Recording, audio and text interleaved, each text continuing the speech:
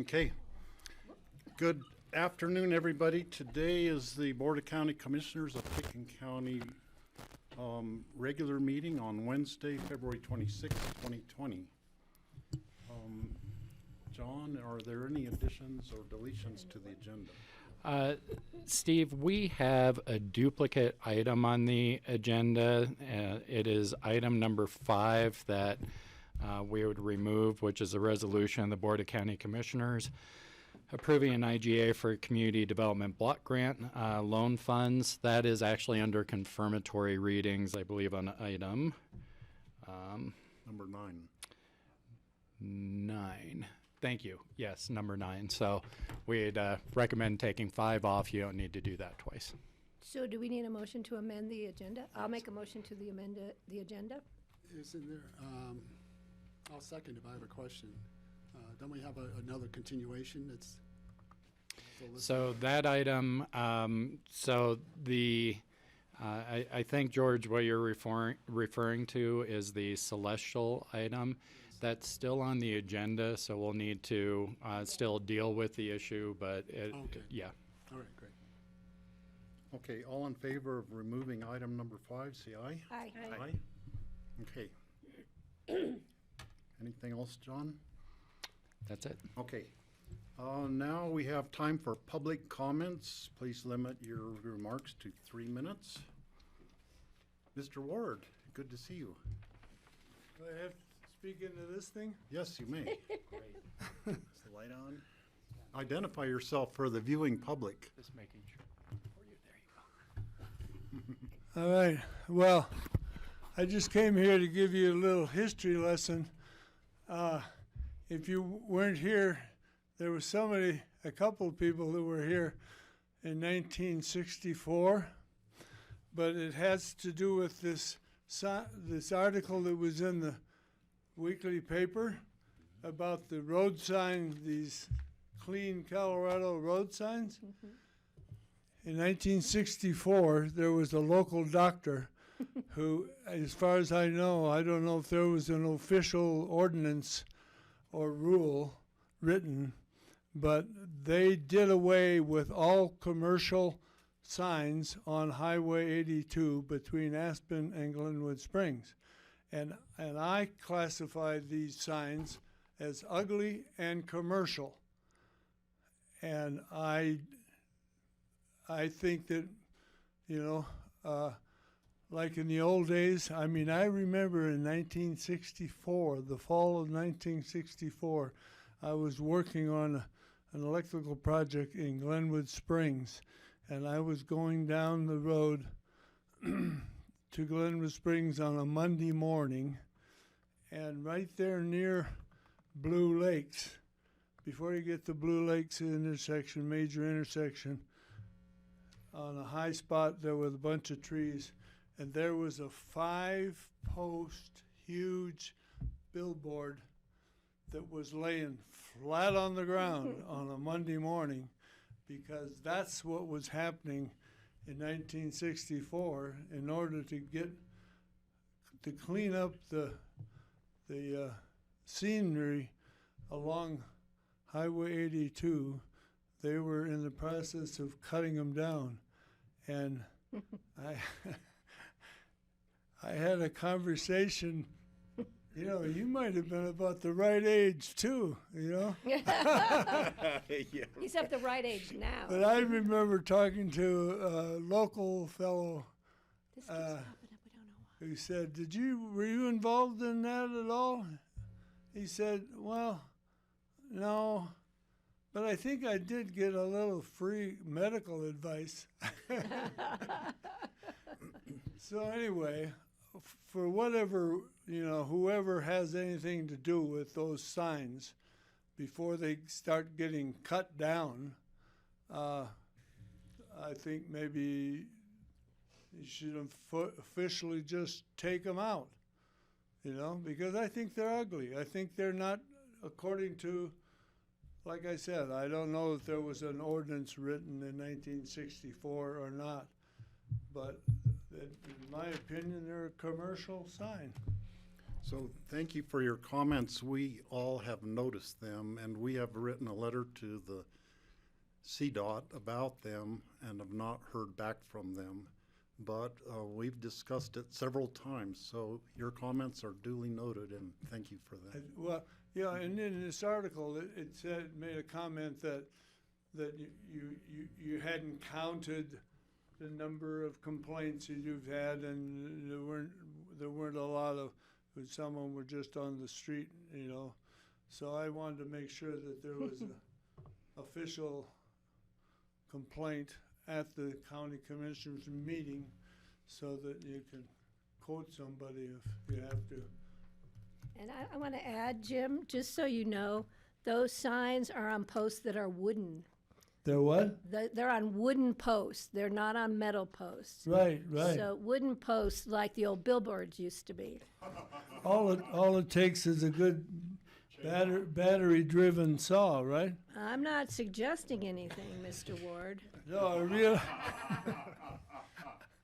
no, I know you wouldn't I know you suggest wouldn't. anything like that. It would be out of the clapper realm of things to do. Thank you for coming in today. Okay, So, thank So you. Greg and I both remember those days, and I have never talked to anyone personally who helped Bugsy Barner do that deed, but I think there were others in the community. There's several who've taken credit for being there. Yeah, no, it was the good old days in Aspen. You know, number one, there was a lot more humor. Amen. Around. You know, Well, these are the good old days, Jim. what's that? These are the good old days. All right. Okay, Thank you. thank you. Thanks, Jim. Good to see you. Further public comments? Lee?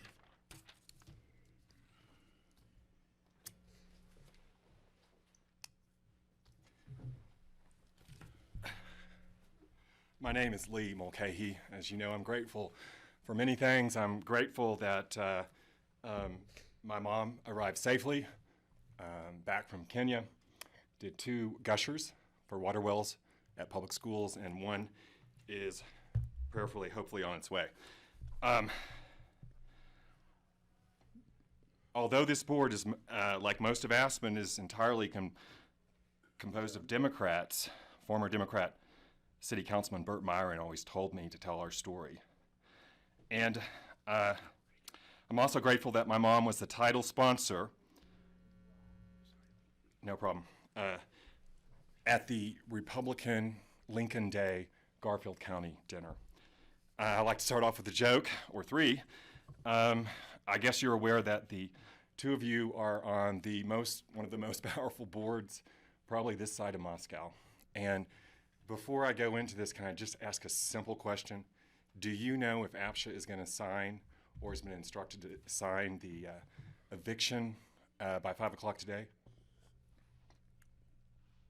I don't know. Public comment, we're not Yeah, answering yeah. questions, and time's running. So, continue with your comments, Lee. Yes, sir.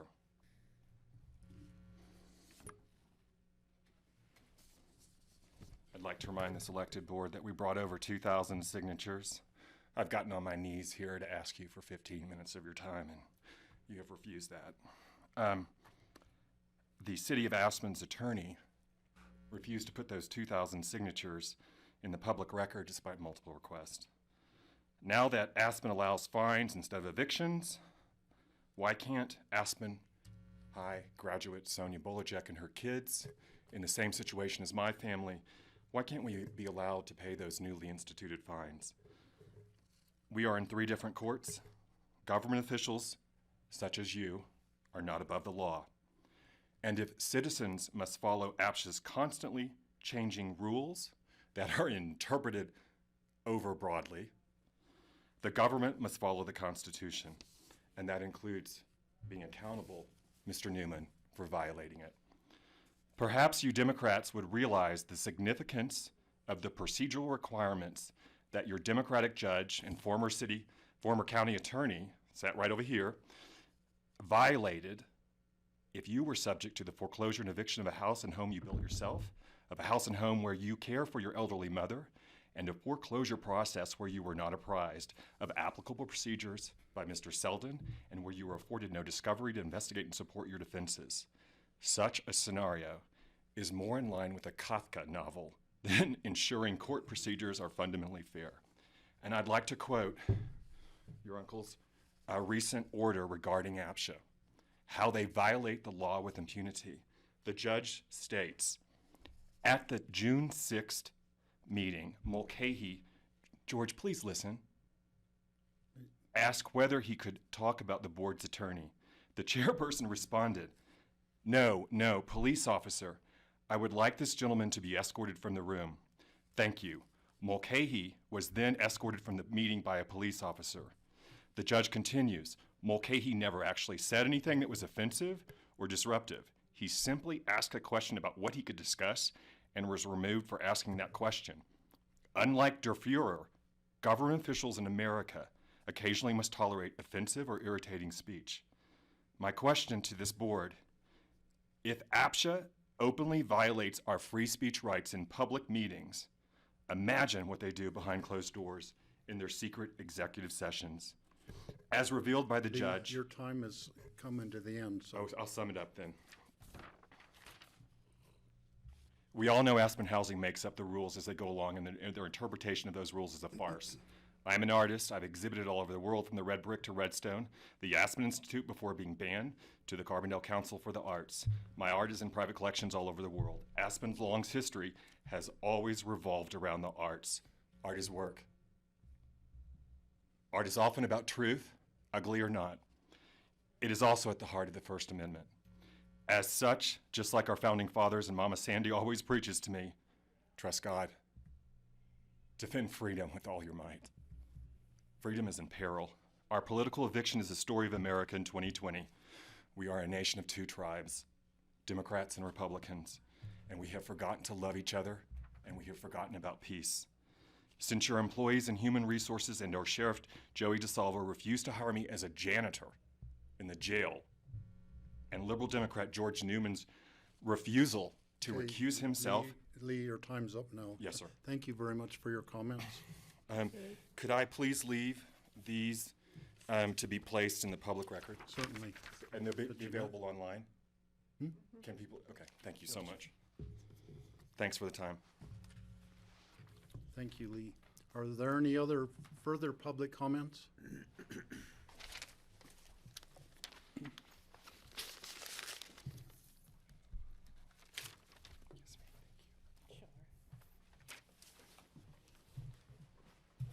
Hi, my name is Sean Eileen, and I'm here on behalf of Lee Mulcahy.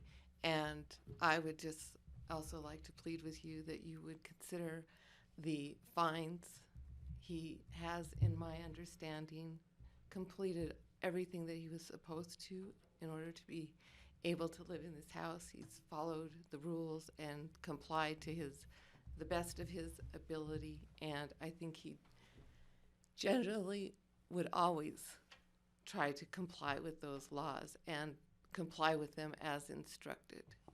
So if it's not instituted by fines or followed by fines, I am concerned for the entire country, as the way this organization is run is the way a lot of the country is run.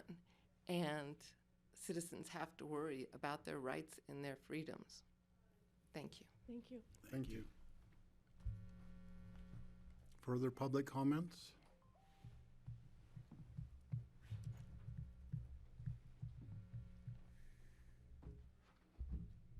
Good afternoon. My name is Max Scott. I work for Community Office for Resource Efficiency here in the Valley, CORE, as a lot of you know it. I just wanted to take a couple of minutes and talk about our Imagine Climate series of events going on this month. It's a creative exploration on perspectives about the climate. We actually kicked off last night at the launch pad in Carbondale for our climate billboard project, and that is the flagship for Imagine Climate. We'll have 4 pieces of art made from carbon emissions placed throughout the valley. One is at the launch pad in Carbondale, one on the back of the Lion stage at Basalt, one at the Collective in Snowmass, and one hanging in the Aspen Art Museum. We would love to invite you all to check those out if you get a chance. They'll be up through March 18th.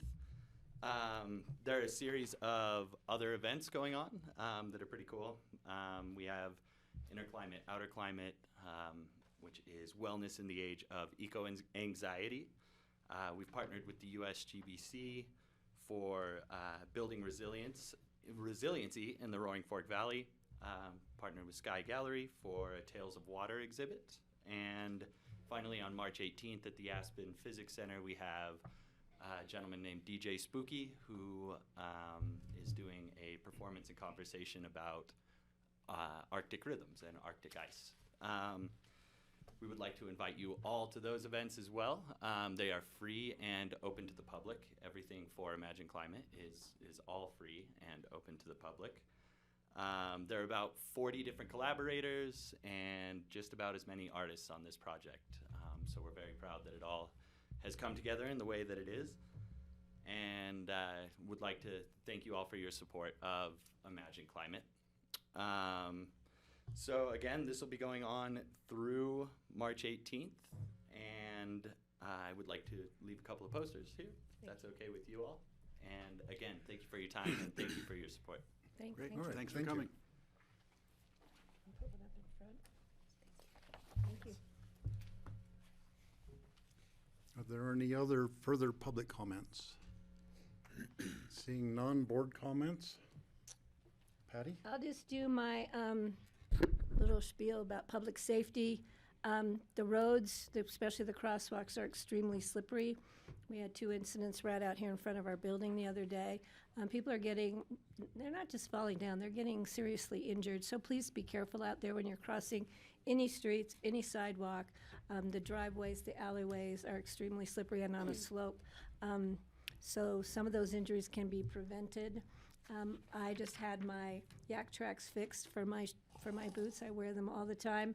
They're a godsend for those of us who walk in and around town. So please be careful out there. Enjoy this amazing snow. And I'm sorry I missed the snow squalls the other day because I hear they were pretty cool. So thank you. Kelly first and then Greg. Great, thanks. So I'm sure everybody knows we're in the midst of a presidential election. I just want to give some reminders about Colorado's presidential primary that is happening right now. So for Pickens County voters, if you are a Republican, a Democrat, or an unaffiliated voter, you are eligible to vote in this election. You would have received a mail ballot at the address that you received mail at on file. So if perhaps you were on vacation and headed somewhere else and you haven't received your ballot, you're still able to obtain one. You can come into the clerk's office here at 530 East Main Street in Aspen to be given a ballot, or you can vote in person just next door to this room. Election day is Tuesday, March 3rd, so you have to vote by 7 p.m. next Tuesday. And, don't ever let anyone tell you can't vote, or if anyone ever tries to turn you away. There's always accommodations for people to vote in our elections. Even if you need to vote by a provisional ballot, anyone who wants to vote should take the opportunity to vote, and visit pitkinvotes.com if you have any questions about how to participate or where and when. And then finally, if you're hanging on to your mail ballot, it's too late to mail it. Please drop it off either at this office in person or at one of our 24-hour drop boxes in front of our office on Main Street, 530 East Main in Aspen, or at Town of Snowmass Town Hall or Basalt Town Hall. There are 24-hour secure boxes where you can return your ballot until 7 p.m. on Tuesday. Would you add something about the 17-year-olds that will be 18? Sure. Yeah. That was So amazing. there was an initiative that passed that allows for voters who will be 18 by November 3rd. The formal general election date can participate in any of the primaries in Colorado this year as well. So if you are 17 now but will be 18 by November 3rd, you also are eligible to come in and register to vote and select a party that you would like to vote on their ballot. Thank you. Greg? Great, thanks. Thank you for that. Regarding, yesterday we had an interesting conversation, and I just wanted to circle back on a few of the things. We had a discussion about bears. Turns out there's an article in the paper today about the bear situation. The Aspen and Vail Valleys lead the way in statewide in bear conflicts. And I proposed yesterday that we get a presentation from a group who wants to address this. And I wanted to say that they are working with CPW, and I think CPW would plan to be here when they do come before us and before City of Aspen and Snowmass. So just wanted to say, stay tuned. We actually are working on the bear thing, and that article was very appropriate, very timely.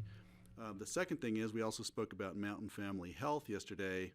Mountain Family Health has seen such an increase in uninsured patients that they had some financial struggles because the uninsured patients ratio went up. So now they're really looking to pick up Medicaid patients. They're looking to pick up employer benefit programs and insured patients for what is really a great clinic in Basalt. And so I just wanted to put the word out there that one, they're looking to increase their paying patient Medicaid patient mix. And additionally, they're raising money. So if you're inclined at all to learn more, or if you know somebody who might benefit from their services, their mission is to provide high-quality, integrated primary medical, behavioral, and dental health care in communities we serve with special consideration for the medically underserved, regardless of ability to pay. This is an asset to our community, and we should all make sure to keep them strong. The final thing is,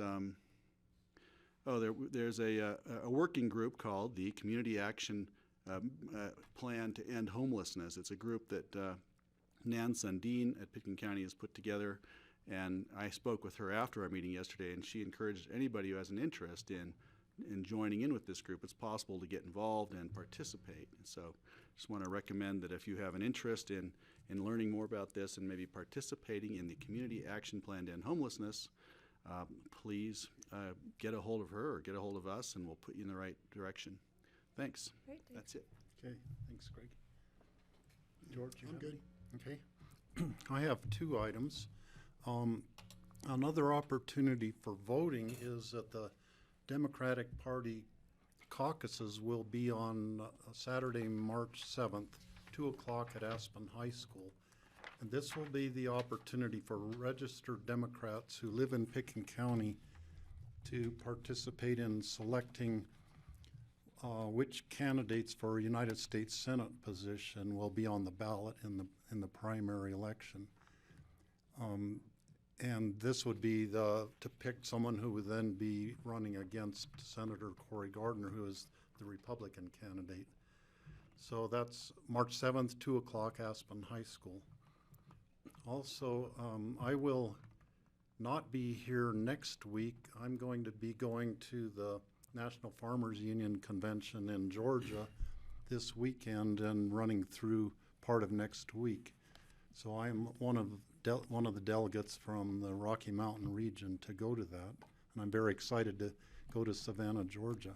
So Vice Chair Kelly McNicholas Curry will be running her first meeting next week, and Wish me luck. everybody, fellow commissioners, please treat her kindly. We'll be nice to her. Oh no, we're gonna give her Yeah, the and gauntlet. sometimes the little prompts help on remembering how to run a meeting. But I received those prompts for an entire year. Kelly, I think, is a We're still prompting quick you. learner. She'll probably learn faster than you. Let's hope. Okay, Kelly. And I'll just note, in the spirit of fairness and bipartisanship, the Pitkin County Republican Caucus is also on March 7th. That is at the Aspen Middle School cafeteria at 8:30 a.m. Okay, and I didn't have that information, so I would have Looked it up real quick. put that up. Thank you. Okay, any further comments? Okay, moving on to the regular agenda. Consent items, single reading. There are two items. I would like to pull the second one. So, looking at the first one, minutes of the regular meeting of February 12th. Move to approve? Second. Second, any comments about them? All in favor, say aye. Aye. Aye. Second item is a resolution of the board approving the 2019 list of highway user tax fund roads. And Scott, could you come up and do a short presentation? You bet. I thought it would be beneficial, this is Kelly's first go-around on this. No, I did it last year. Were you in on this last year? Okay. Yes. Yeah, luckily, we did it once already. Yes. And so partly my question would be, are there any changes from last year? For instance, I know on Thompson Creek Road, I think some of the paved portion was returned to gravel, and that would, I think, change the formula. Is that correct? Correct, and that was actually on last year's change. 2 years ago. Yeah. Sorry, I'm Scott with Road and Bridge. The only change we had this year was a 1/10 of a mile on South 7th Street, and that was just because as technology's gotten better, now there's better mapping out there, and so that 1/10 of a mile is now not returned back, but it's now the homeowners up in that area. And that's the only change we had for the list from last year. Okay. So the figures the mileage figures are slightly different, but not very much. Exactly. Okay. Correct, yeah. And then where does the money come from for the highway user tax fund? It's a great question, and it should have been in there. Did you already have it off the top? So I figured you guys might have a lot of questions, so I brought the whole team today because HUTF always brings funny questions. So I actually brought Bert for his historical knowledge in case there was a remember an 86 question, and GR for some technical questions as well. So. Hi, I'm GR Fielding. I'm the county engineer. As far as the source of the revenue for the HUTF, that is generally your registration fees when you register a vehicle and your gas tax, so when you pay at the pump. Okay. And then that's split up between the municipalities get some, the counties get some, and the state highway department gets some of it also? Correct. Yep, that's correct. Okay.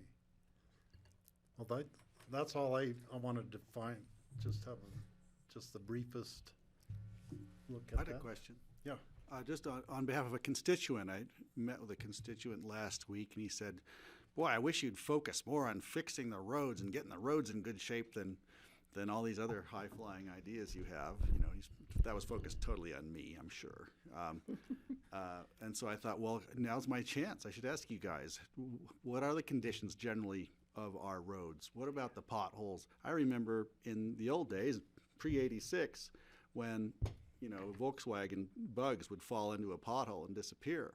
We don't seem to have that problem anymore. So it's not like potholes are at the top of our list of problems. And so many other counties I know have different circumstances than us, and they have trouble getting gas money for the road grader. I think we're doing okay, but I'd love you to confirm that for me. So I can answer that. Right now, the Board of County Commissioners has directed staff to concentrate on the condition of the asphalt, as that takes a great deal of the money that we get for our Road and Bridge Fund. The Road and Bridge Fund is funded partially by the sales tax in the county and partially by things like this HUTF. Impact fees and things of that nature take up a smaller portion of that. Scott can answer for what his budget is about per year, but something like this HUTF, I think this year is about in the tune of $1.2 million. We exceed that in our road budget by quite a bit. We'll be bringing forward a budget supplemental request to increase our overlay budget for this year to about $1.9 million. And then the board also has on the capital improvement, and my item later addresses a replacement of a bridge. That's the one capital improvement in the 10-year plan, and that's in the tune of about $2 million for a project. So that kind of talks around where we spend our money, but that overlay budget, that's a good deal of what we're spending this year on roads to make sure that that pavement condition is there. Several years ago, we did a pavement condition survey, which put us in I think 78 or so was our pavement index, which is actually pretty good. 100's the best, 0's the worst. Anything under somewhere around 50 is usually in a failing state. With that, we've focused on bringing up some of our worst condition roads in the last few years up into that acceptable range. And so that's been our focus. Great, thanks for that. Okay. I thought so. And the short and dirty answer is there's better products now too for pothole fills. It's easier to put them out year round. They come back usually with the cold stuff. It's called cold patch we use in the wintertime, and then we go back and usually refix those in the summertime. So there's better products out there as well for some of that stuff. And I've actually seen way worse potholes on I-70 than I have on any county roads in Picken County. Yeah, those are bad. I think you're doing a great job. Thanks. A final short little comment as I've been just doing a little research on carbon net zero or carbon negative concrete and asphalt and gypboard production, and I'm going to do my best to try to bring some of that here. Maybe we can try it somewhere. Thanks for that, Greg. We're always looking at what the most current technology is for concrete and asphalt. The hard thing is usually those most current technologies, such as the carbon sequestering concretes and the warm mix asphalts. We don't have the size of industry in the valley to support necessarily those sorts of things. Things like warm mix asphalt, we only have one supplier that has the equipment available to do that. Right. And so that there's always a little bit of a give and take there, and sometimes we're trying to goad the industry, or we have to kind of sit on our hands because we can't afford to put in concrete at 10 times the price, which sometimes Right. that is for that new technology for Matter some of scaling it. sidewalk. Yeah. Right, I understand, yeah. Greg, I have a direct email and phone number for a gentleman in Canada who does carbon sequestering cement, and he's interested in maybe talking to us about our airport. Huh, there you go. I'll get you in touch. Okay. Any further questions? We need a motion actually to approve this. I'll move to approve. I'll second. Okay, it's moved and seconded to approve the 2019 list of highway user tax fund roads. All in favor, say aye.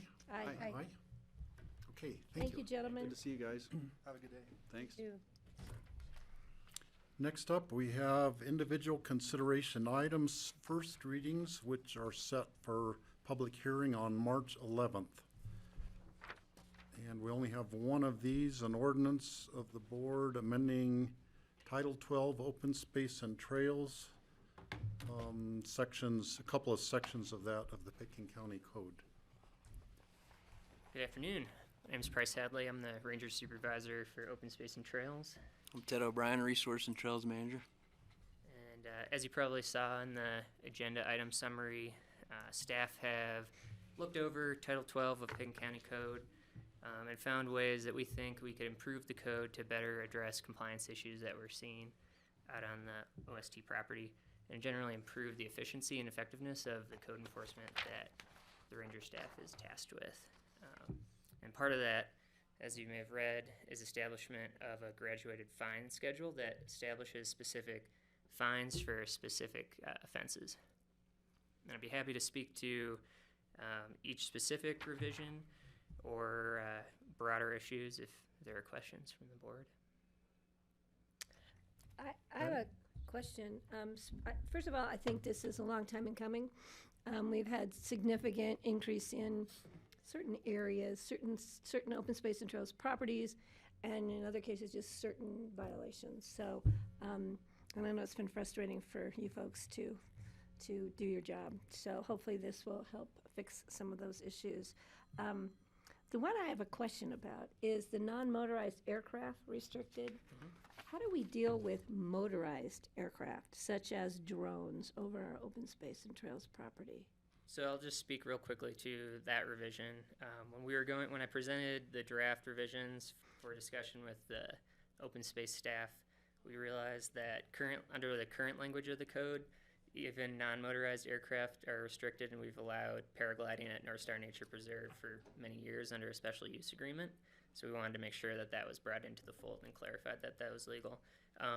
Specifically to your question about drone use under a different code that's not seeing revision, the hazardous use is So it's prohibited, under there. I knew it was somewhere. which is Most of our master plans address that as well too. Okay, so there is a code provision somewhere. P.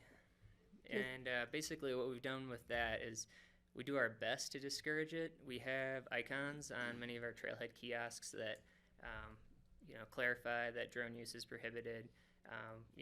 We make educational contacts with prospective drone pilots that we see around our properties. But as the FAA is in charge of the airspace, much like the Forest Service, we can only issue a ticket if someone is flying physically front, like the pilot is standing on an OST asset.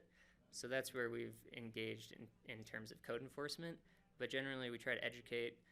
We have the advantage of being very close to an airport for many of our properties, within that 5-mile buffer around the air traffic control tower. So they do need permission from the air traffic controller in line with their license. So we try to use those different tools to educate people and discourage them from using drones. The main reasons that drones are prohibited are for resource protection, as they can harass wildlife. It generally degrades the visitor experience out there on our open space properties. Do we ever allow them under special permit for commercial filming or anything like that? I believe that we can allow use of drones under management plan or special use agreement or by permission of the director. My only experience with legitimate drone use has been, I think, just regional surveys, some of which were done by the county. Okay. But in general, Right. Those weren't flown from open space property. They're just in the area. Thank you. Kelly?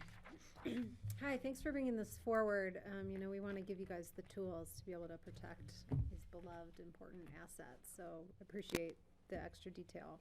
I'm a little confused just on the commercial activities section with regards to the interaction of the special events, special event, and special use permit language and requirements. So if you could clarify that for me. Sure. please. So for a number of years, the Pickens County website and the Open Space and Trails page has stated that in addition to requiring a permit for commercial activity, which is any activity that provides staff and charges a fee on open space, such as like Rocky Mountain Pro Tour, things like that, large bike events, photo shoots. Being Aspen, it's an attractive place, attractive scenery. So we've had big brand names come and do photo shoots, things like that.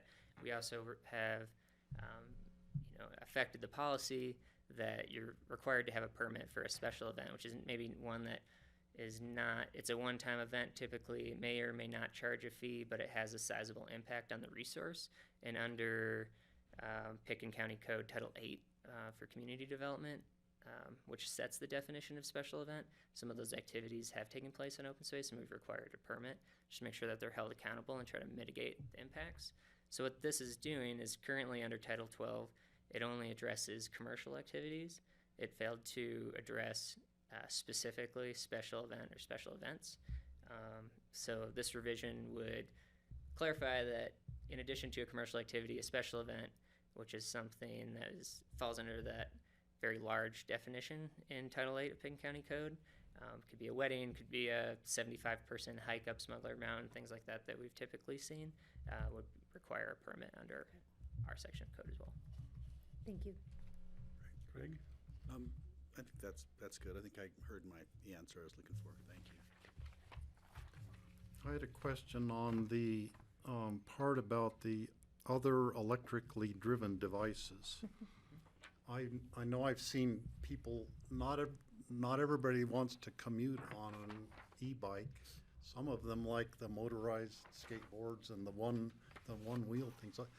I have no idea how those things work, but they are very comfortable on them and can go quite fast just for commuting to and from their jobs. So I've seen that along Highway 82, just on the bike paths there. I remember when we had a discussion about the Rio Grande Trail, what would or wouldn't be allowed on there. But could you speak to that issue a little bit and tell about how many incidents have you actually come across people using some other electrical controlled device? Sure. Yeah, often, money being no object for a number of people in Aspen, any kind of novel, conveyance, that you could think of, we see it out there. Electric skateboards, electric one wheels, segways, everything. I think segways are pretty much out by this point, but generally the conflict that we've dealt with those like lithium-ion battery-driven devices has actually been on our single-track trails, our dirt trails, where even e-bikes are prohibited. Town of Cinemas Village on their side of Sky Mountain Park has had especially persistent problems with a small number of people frequently riding single track and creating a lot of conflict with trail users. Most of those individuals were cited under Town of Cinemas Village code. They were contacted just with inside Town of Cinemas Village that conveniently gave us a code to be able to take action on.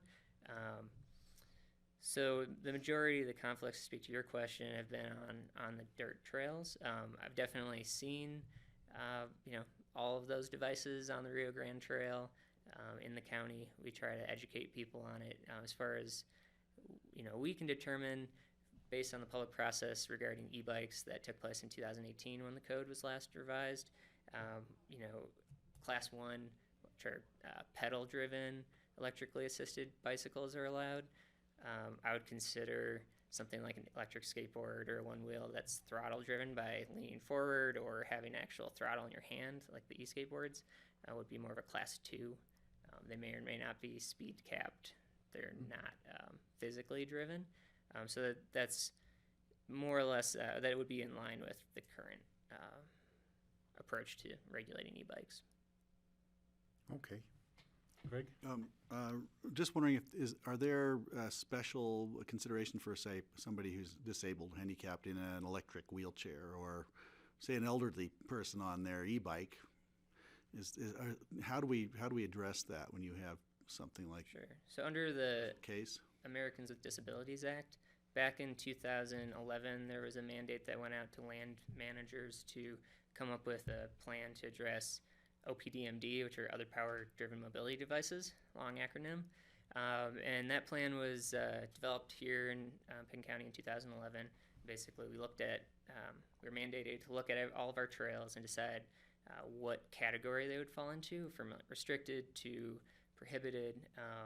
And there's some federal guidelines set as to what constitutes an OPDMD in terms of weight. I think they can weigh up to 55 pounds, the width. So there's a lot of exemptions for people with disabilities.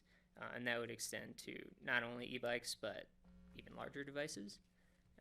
And, we want our system to be inclusive, and we were really motivated to get people out and enjoy the open spaces. So we are definitely, we make sure that all of our rangers are trained on the ADA and on OPDMD policy, and that we're encouraging people rather than discouraging anybody from getting out and enjoying it. Great, thank you. I just remember hiking a very steep hill one day, not here, but and seeing a one-legged man on an e-bike go by me so much faster than I could possibly. I couldn't run to keep up with him, but that was his exercise, and thought, wow, he's able to do this. He should be, seemed like a good idea. The other thing I just wanted to say is regarding the drones. I know the county has drones and our contractors have drones. Do they have to go through the same sort of notification or permitting process? I just don't want it to sound as if we can do it but no one else can. Yeah, I believe that they have an FAA drone license, and they consult with the airport and get permission from their traffic controller. So we go They're by very the book. proactive about consulting with us. Yeah, we've not had any kind of tension, or they're a great resource, and other departments definitely have used them. I was going to say, I've heard that they have eagles maybe, or hawks, that are trained to take out drones, and an open space ranger with an eagle on his shoulder would just be so cool. He is just ready to roll today. Yeah, I've talked to a drone pilot. I was actually issuing a warning to a drone pilot on the Rio Grande Trail, and his drone had actually been shot down, a different drone, but someone successfully shot it down with a 22 over Red Mountain maybe 3 years ago, which is pretty good marksmanship. Now a new target practice site on Red Mountain, drone hunting. Thanks. Okay, thank you. You have to get a permit from CPW to go drone hunting now.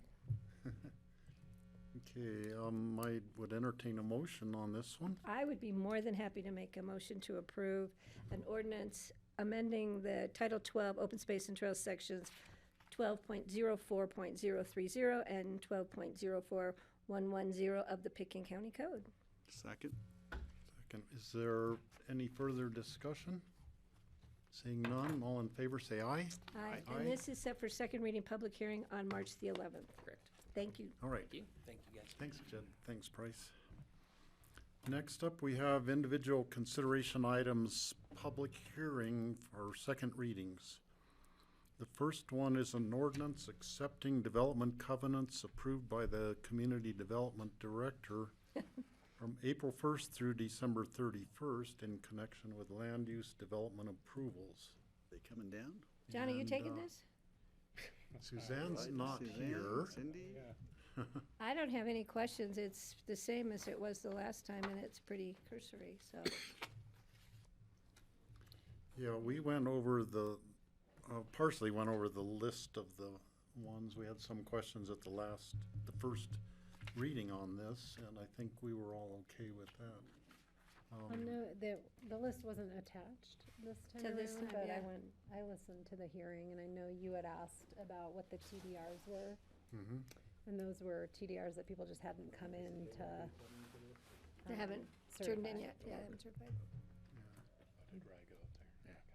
Rye just went to look to see if anybody was planning on coming, but maybe that's not necessary, is what I think I hear. I don't know if we have any public here to comment or Yeah, this questions? is a public hearing. Is there anyone, well, here is Suzanne. Here is a member of the public here to comment on this issue. Suzanne's not here. So sorry. She's like, God, you guys are moving. It's like those bad dreams. No, we're already done. At You least can I'm leave. not very far away now. Not across the street. I don't know that I have much to add. It's second reading, so you did see this 2 weeks ago. This is our annual, sorry, got to catch my breath from running down the stairs. Just annual where I've been signing covenants, and we need to just bring you into the loop and make sure that you accept all of those. And I'm happy to answer any questions. Okay, any questions from anyone or comments? Nope, and I don't know if there's any public here. So, yeah, this is a public hearing, and I was just asking to see if anyone in the audience wished to comment on this. And seeing none, I'll bring it back to the board for a George motion. has his hand. I'm George. watching them. So Suzanne, did we get an annual report on the covenants that you sign off on? So we actually get to see what's happening? That's not in the packet? Did I Well, miss this it? wasn't in the packet this time. You know, I know I attached it at first reading, that's my mistake. There is a list, and it is attached to, should be attached to the ordinance. Oh, okay. So that must have been my mistake of not Okay, so catching it but we this do- time. So yes, the report is then attached to the ordinance, so you are accepting the specific covenants that have been signed off on. Do you have off the top of your head how many you sign off on this year? I don't have it right in front of me, it was about You can look it up. 12. I was of going to them. say 12. I was going to say, somewhere around that number. And they, barns, ag buildings, let's see what else we had, TDR covenants. I can't think what else we talked about last time. It seemed like ag was the front runner. Yeah, I mean, there's about 12 different types of covenants that we require as part of our development approvals.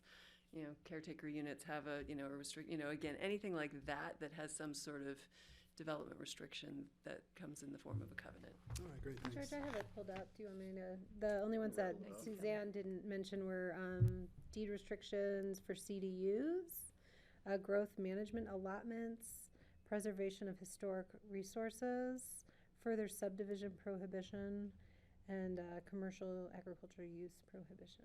All right, thanks. Motion to approve?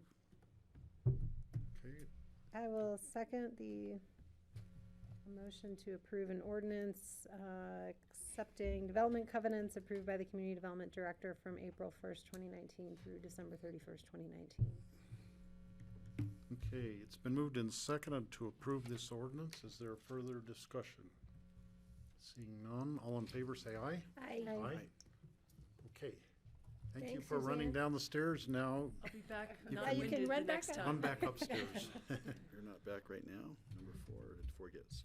Okay, the next item, number 5, we removed from the agenda, so that moving on to item 6. Ordinance of the board granting an access easement to the Aspen Consolidated Sanitation District and granting a utility easement to Holy Cross Energy. And this is to be continued to March 11th. It's a public hearing though, right? And this is a public hearing. Does anyone here wish to speak Wait, to wait, that? Does anyone of the board have questions for Ryan Neely about this, since he's the one carrying it? Nope, I Okay. don't. So I would entertain a motion to continue. So moved. Second. Okay, all in favor to continue? Say aye. Aye. This is a day of staff update. Okay. Do we need to close that public hearing on that item? No, I just am leaving the public hearing open through all of these, and I will close it at the end. I was never that bold. Well, we wouldn't let you be that bold. Um, That's a different section, so we should probably close and reopen it for the confirmatory readings. That's what I would do, Steve. Well, okay, moving on to the individual consideration items, emergency ordinance and resolution confirmatory readings.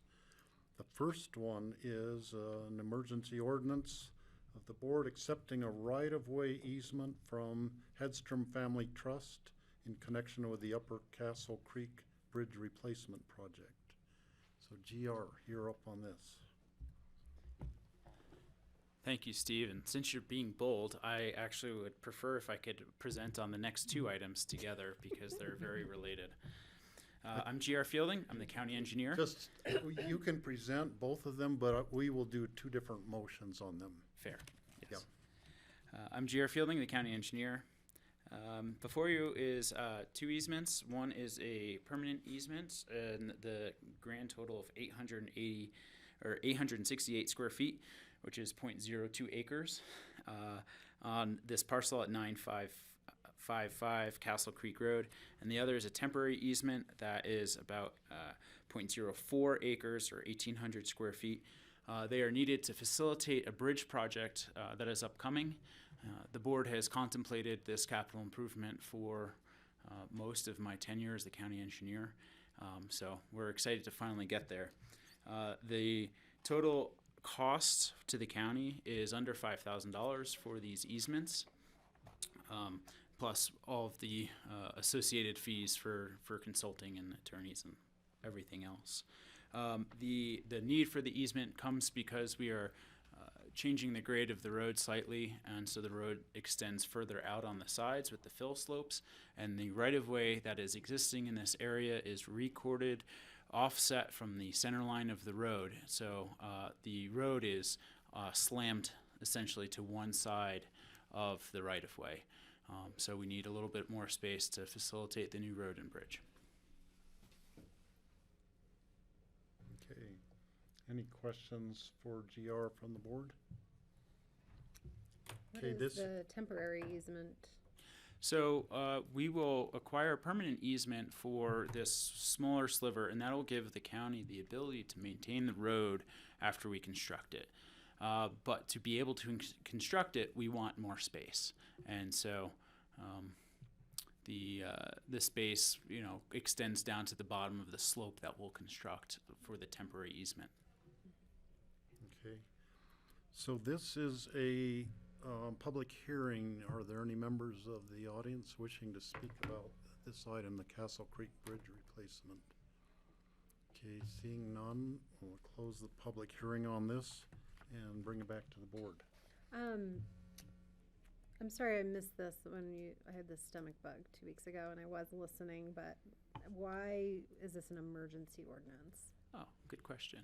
So this is an emergency ordinance so that it could take effect immediately after the first reading. Is that the right way to say it, Jeanette? And because this is basically the last piece of the puzzle to get this project moving into the construction phase, and it'll take up most of the construction season, we want it to be able to do this as expeditiously as possible. I see. Okay, thank you.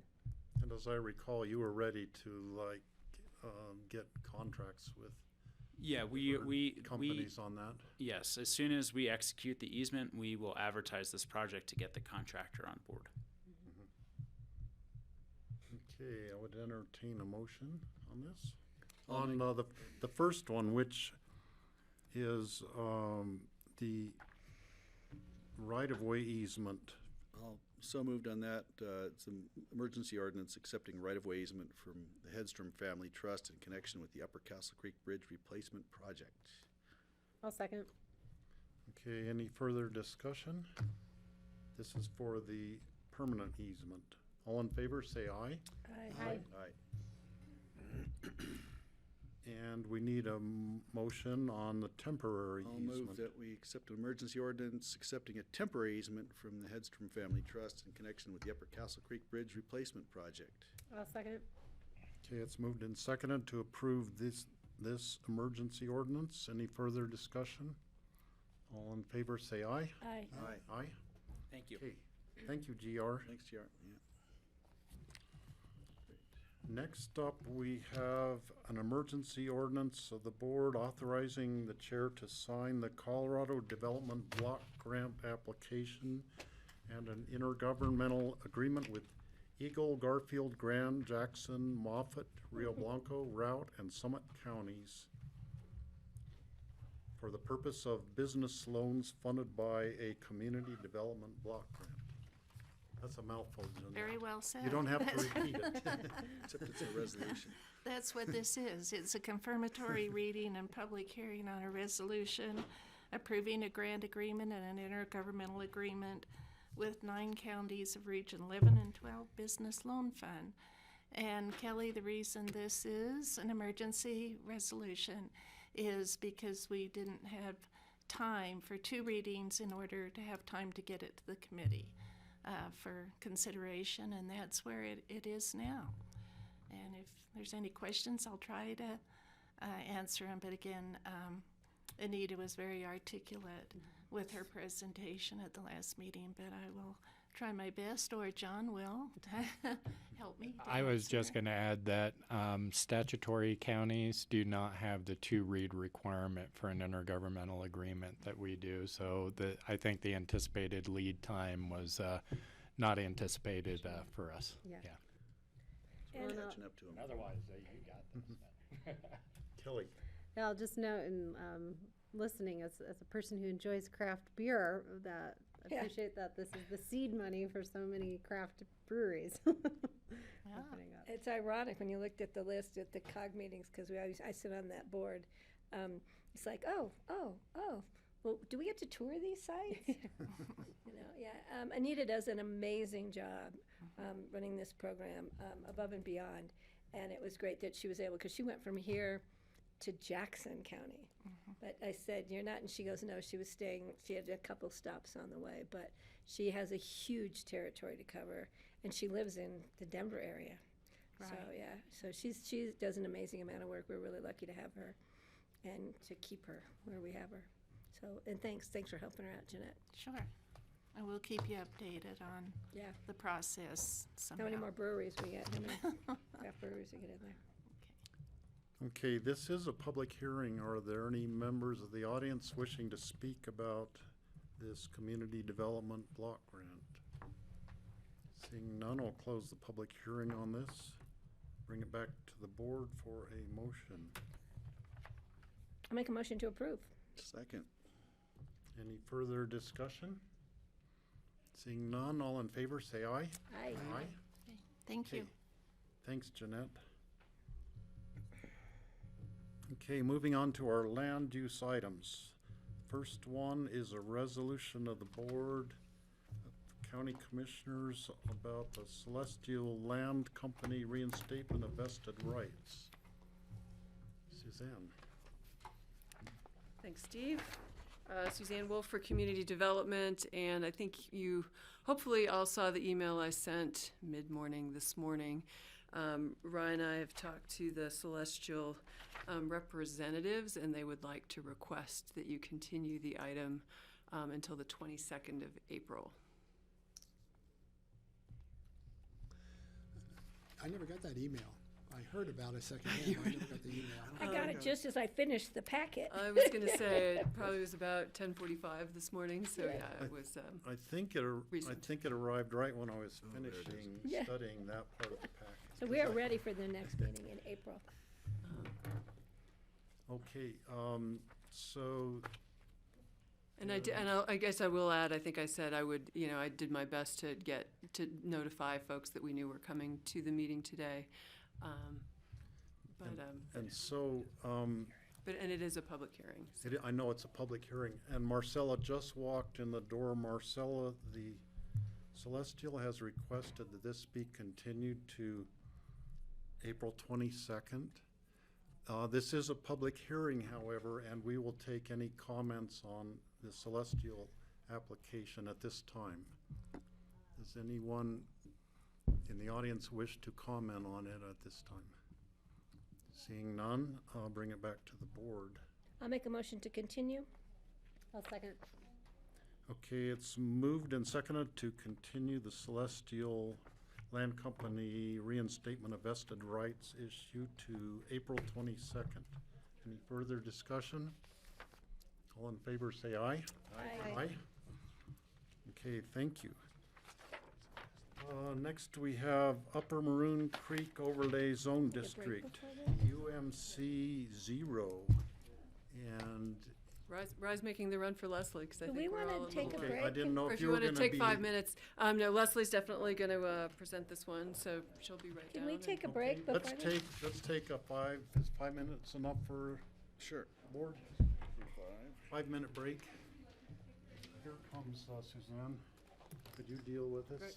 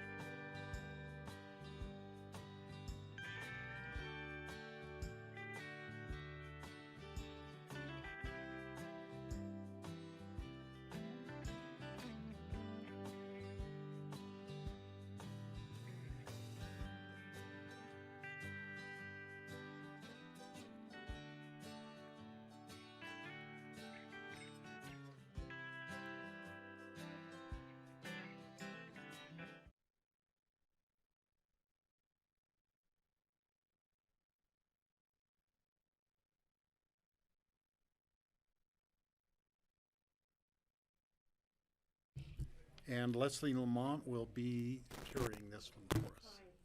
Thank you.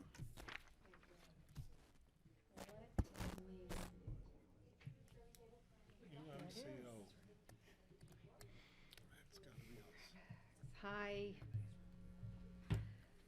So, I'm Leslie Lamont, caseload planner, community development, and before you is the Upper Maroon Creek Overlay Zone District proposal, code amendments, and a rezoning map amendment. So the Maroon Creek Caucus desires to move forward on land use code legislation to implement some recommendations of the Maroon Creek Caucus Master Plan that was adopted in 2018.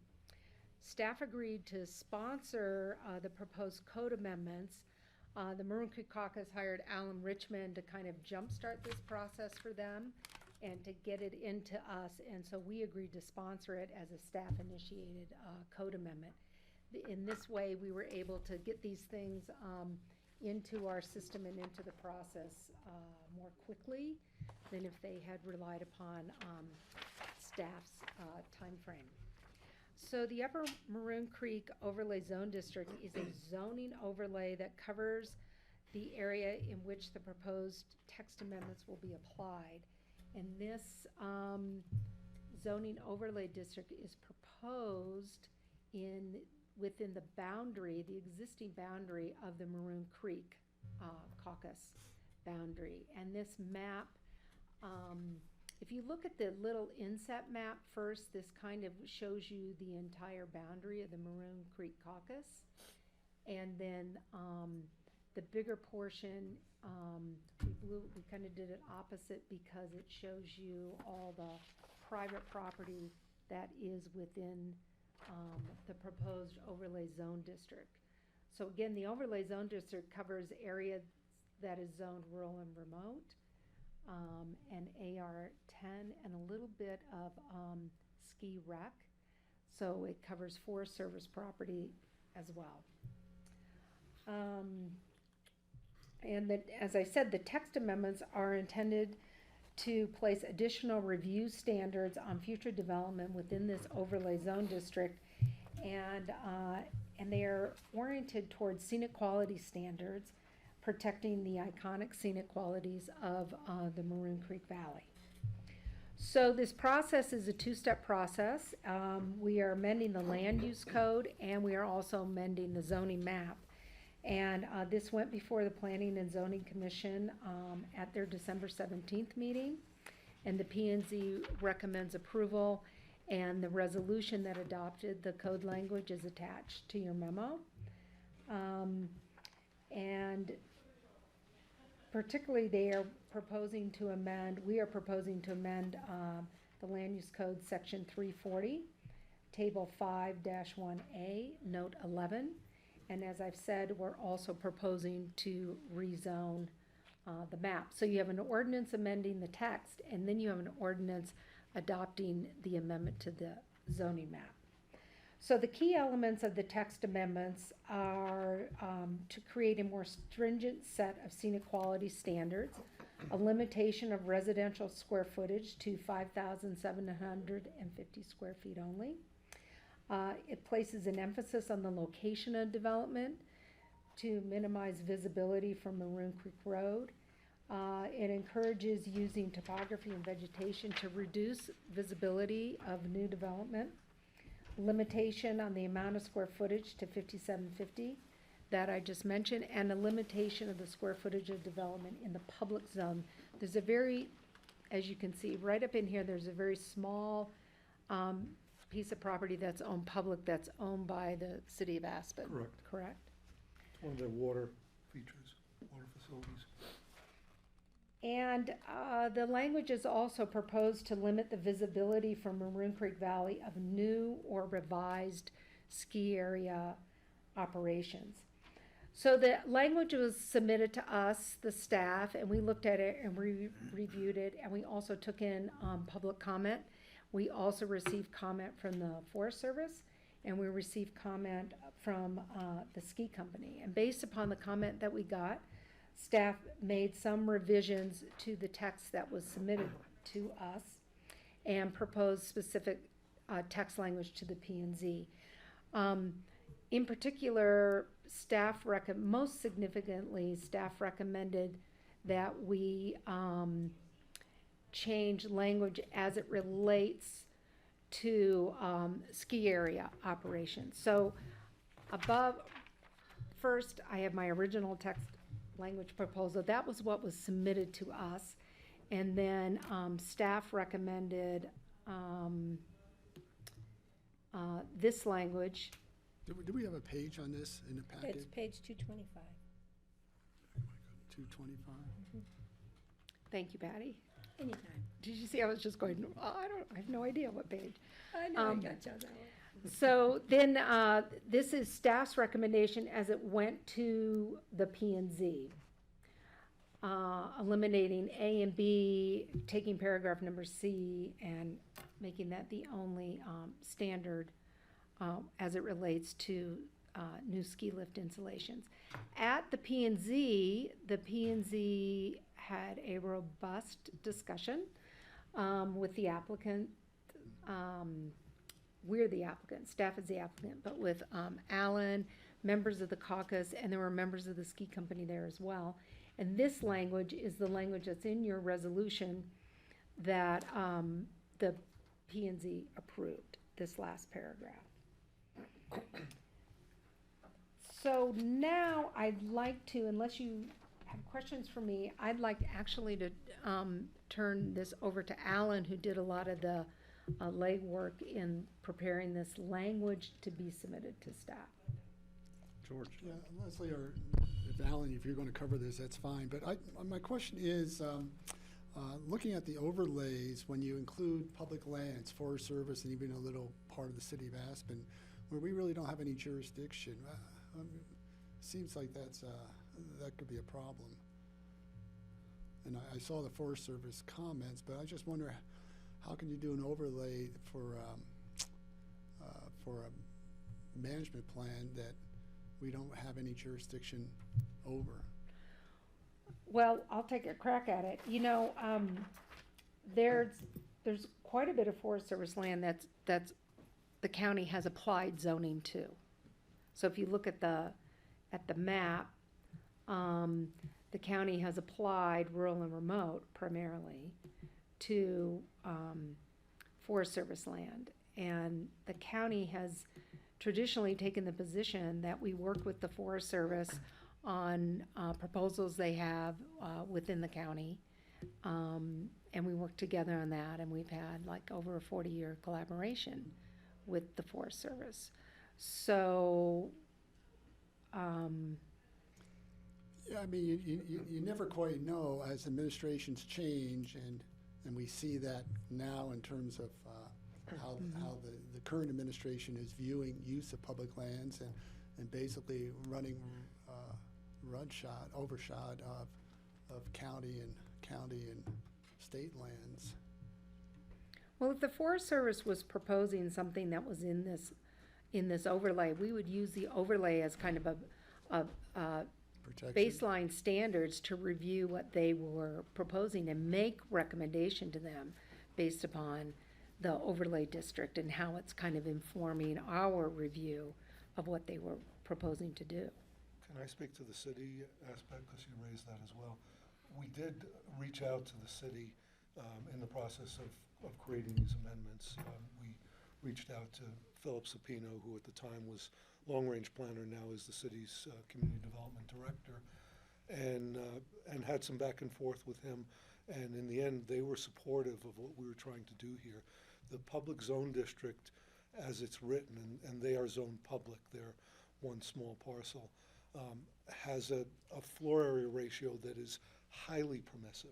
It would allow someone to create a large multifamily complex right next to Maroon Creek.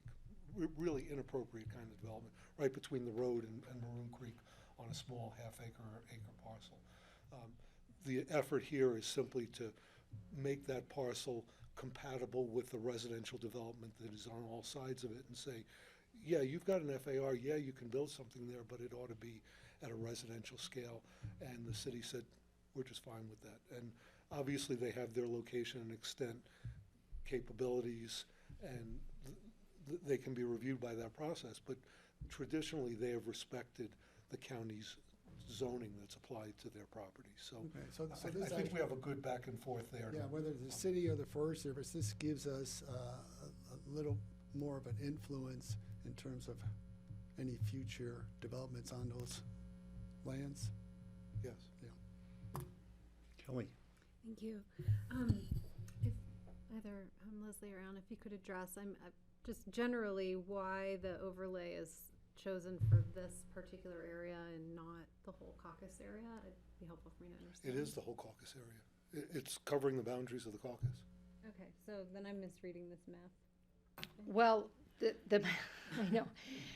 The map is interesting in that we were looking for something to kind of, I mean, this area here are the only private properties within the boundary, but the boundary encompasses the Forest Service property and includes the 3 different zone districts, AR10, rural and remote, and ski rack.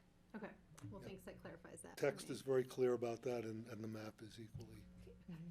And then I have another question Okay, go before we go on. I would like to understand what the discussion around the prohibition around the nighttime lighting conversation was, and the recommendation to pull that out from inclusion in this ordinance.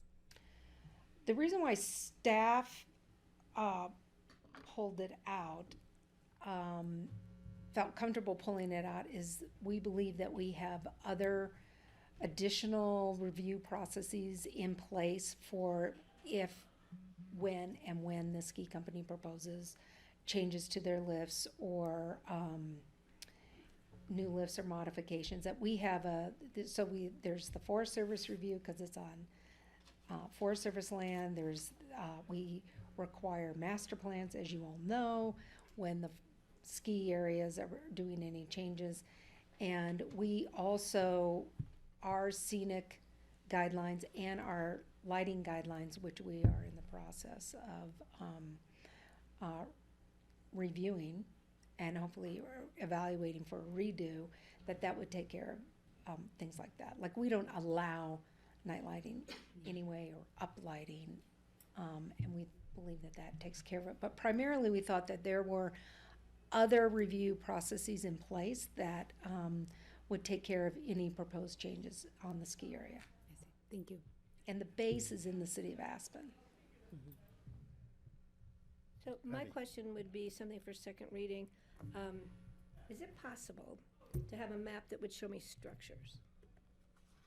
Like what properties are developed? Yeah, and what other kind of infrastructures are in place? So that gives me a better guide. If I close my eyes, I can picture where I am on the map based on something that's existing. Because it was kind of hard to read this as to where it all looks totally undeveloped. Right, yeah. And I don't think that's true. So if we could have something like that on second read, that would be great. I mean, it's primarily developed right along the corridor. Well, then I'd like to see what's, what might be on the ski rack as far Totally as. fair. Yeah, that'd be great. Thanks. Greg? Just regarding back to the ski company issues, the inclusion of the ridgeline clause. I'm just wondering why that was included while the other things were tossed out. Clearly, you have other means of review and regulation on this. So, just wondering, so I can understand. I support it, but I'm just wondering why it's included now with the specificity. That's a hard one for me regarding the ridgeline. So you're talking 6. Yeah, why did we include C 6? Yeah, why did we include that? You struck the others for obvious reasons. It's already something that's regulated in Forest Service and land use code control. Is this necessary as well? Well, I think this P&Z language was arrived at with, we had ski company representatives at the table and Maroon Creek Caucus, as well as staff in the P&Z. And we already, our scenic quality standards prevent projections above the ridgeline now, and I think everybody was comfortable with kind of focusing on the ridgeline as the sacrosanct area. Got it, so we included it. We included here. it, yeah. But I And guess I'll the question speak- is, was it necessary? I'll speak a little bit to that in my portion of the presentation, because Got it. we're still requesting that the board bring back the other two standards as well, and we certainly hope that this third one stays in. And so I'll, Okay. in the context of my brief remarks, I'd like to give a sense of why I polled the board of the caucus after the P and Z meeting and said, okay, we're gonna let this go, and it was unanimous that the board of the caucus really would like to see all three of these standards in the amendments. Thanks. So Leslie, my only question for you, my map was so fuzzy in the paper packet, I couldn't see the detail on the map you have on the screen. And I didn't know where the caucus boundary started in relation to the base area at Highlands. So, and it looks like the base area of Highlands is not included at all. It's actually in the city. But It's not part in of the county. Highlands, some of the upper parts of Highlands are included. Yep. It looks like up to the ridge, where the ridge goes over into Castle Creek, is that the dividing line? You got it. Because some of the ski company comments had to do with, talking about the urban growth boundary and different things, so that led to confusion on my part. But I can see more clearly now where the boundary starts, so. Yeah, all the commercial and residential at the base of Highlands is in the city of Aspen. It's not under this board's purview at all. Okay. Any further questions for Suzanne? Okay. Suzanne, or for Leslie? Or for now, Leslie, I'm John? sorry. She was sitting there earlier. Oh, we have a similar texture, we're wearing a similar texture today. Okay, Alan, do you want to do your presentation? Yeah. Do you want me to pull I'll up be- your language? In a couple of minutes. Okay. I'll give you a little signal. Okay. about that. Tell me when. There you go, thanks. I'm Alan Richmond. I'm representing the Maroon Creek Caucus, which essentially initiated this code amendment. I can skip some of the background that I was going to mention, because Leslie has been very thorough, but I did want to say that the county staff has been really helpful in working with us on this. The caucus essentially hired me to do the drafting, and the staff has really picked up the ball and pulled this together in a way that has made this implementable. And so the caucus is very appreciative of that help by the county. The caucus is obviously a volunteer body of residents, and so the resources that they have to pursue this kind of work is limited. So they really decided to kind of focus on those aspects of their 2018 master plan, which they thought would have the most positive impact on the neighborhood. And so they asked me to focus on specifically two issues. Obviously, scenic view protection and its relationship to community character, which Leslie has been focusing on. And then secondly, and equally importantly, implementation of a 5,750 square foot maximum house size limitation with no TDR is allowed, which is really a rather significant activity that this caucus is initiating. We decided to go forward with an overlay as the preferred approach. We decided that really very early on. I met with Suzanne, Cindy was there, we had several staff members, and we decided right at the beginning that the overlay was the right technique. And frankly, the reason for that is you have a frying pan overlay in place and you have a west of Maroon overlay in place, and those are both implementing adopted master plans. So the precedent is fairly clear, and it seemed obvious that this would be the way to do it. The overlay really is an attempt to customize your scenic view protection standards, so the countywide scenic view protection standards, into the rural character of this upper Maroon Creek Valley. These standards don't replace the countywide standards. The countywide standards remain in effect and continue to apply in this area. These standards supplement and provide additional guidance to applicants in this area. If there's a conflict between the two standards, and this was some language that I think the staff clarified in the draft, the more restrictive standards apply. So that's clear. Whichever is the most restrictive applies. As Leslie said, both staff and the Planning Commission have been supportive of virtually everything that's proposed here. What we're really trying to do here is to protect what Leslie called, I think, the iconic character, or what the master plan calls its natural environment and its scenic character being its greatest assets. And you really start to feel this when you go past Highlands and you get past that base area and you cross over the bridge. It feels extremely different in the course of like a quarter of a mile. Visually, everything has changed about that area. The buildings which dominate your view and the development which dominates your view up to that point suddenly starts to move away from the road. It starts to recede into the forest. You don't feel like you're in a developed area anymore. Suddenly the hillsides start to jump up on both sides of the road, and you really feel like, my goodness, there's probably a national forest out there, and this is the gateway to it. And it really is. The land use pattern, I think, is what's establishing that character today, and it's what this caucus is very determined to try to continue. It really does not want to see that character change. So the master plan essentially says residents prefer that homes not dominate the landscape, and that new residential development should be placed in the least prominent location on the property. Now, sometimes that's going to mean putting it as far into the backdrop as possible, which is kind of similar to the way the scenic standards apply county-wide. In other cases, you've got significant tree canopy on a lot of the properties in the early part of the entry into this area, and so the homes kind of can fall into the tree canopy, and there are several that just disappear today with that tree canopy. But I think one of the key differences between what we're proposing in the overlay and what the countywide standards say is the caucus does not support having landowners use man-made manipulation of the landscape to hide structures from view. And that's very clear in the master plan. It's one of the most basic statements that's made. So in this area, you should be using location and existing natural features to achieve the desired visual outcome.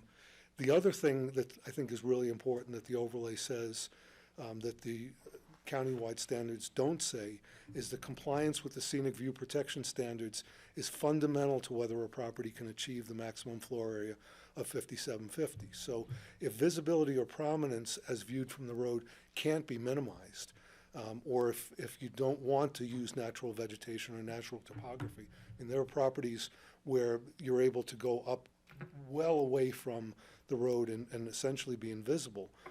But if you're not going to do that, then the decision can be made with this overlay to not grant the 5750 as part of scenic and site plan review. So that's made much more clear and definitive here than it is in your code.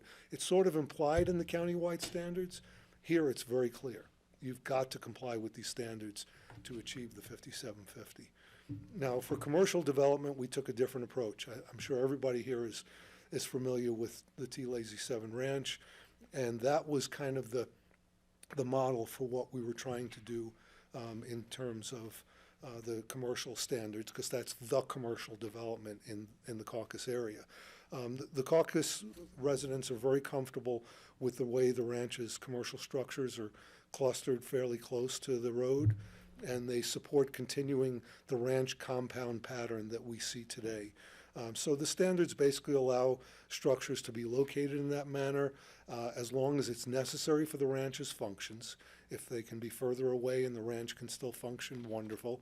But if they need to be close to the road and if that's what serves the visitors, the caucus is comfortable with that. And obviously you do still have underlying setback limitations from property boundaries and from Maroon Creek Road that will naturally push some development away. So that brings us to the ski lifts, and you can put up the language. Can I ask a question on what you just talked about, Yes. Alan, first? So the master plan is a guiding document for every caucus area, and staff uses it, and PSC uses it as they review applications. Part of this overlay, this change can be codified, so limiting house sizes to 5750, that could be actually codified. But my question is regarding residential developments which are unable to fully comply with these scenic view protection standards may be limited to a lesser floor area. So that's in the master plan, it's a recommendation, but that's something that really can't be codified. Oh, it's in the overlay. It's absolutely, it is being. It is. It is being made regulatory language, yes. Okay. Yes, if you want us to Leslie. point out exactly where that is. I would like, yeah, because I found other references to what George talked about, but not what you.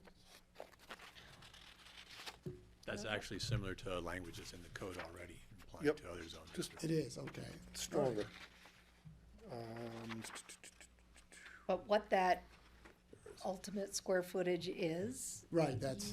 That's where we would use all the sections and language of the code to push someone to reduce their scenic impact. And if reducing their scenic impact is reducing the size of the home, of the structure. Okay, that's great. I just That's didn't, where I didn't understand how much leeway is given in that, or the authority that the whether the P&Z or staff or the BOCC has in determining. But Here's the language that's in here. It's 2 sentences, so I'll just, compliance with the standards for scenic view protection review in the UMCO shall be a basic determinant of whether a property shall be allowed to develop to the maximum gross floor area of 5750 square feet. Residential developments which are unable to fully comply with these scenic view protection standards may be limited to a lesser floor area in order to better achieve such compliance. So that may not be the way. In the site plan review, the staff may determine if you relocated the structure to better screen it, that we would be satisfied with that. But it's written in as John says, it's in the code today for site plan review. This is a little bit more laser focused on the issue. All right, yeah, that's great, okay. So George, the effect of that type of language is to emphasize that there isn't a underlying right within any particular zone district subject to the overlay to build to a particular size, 5750.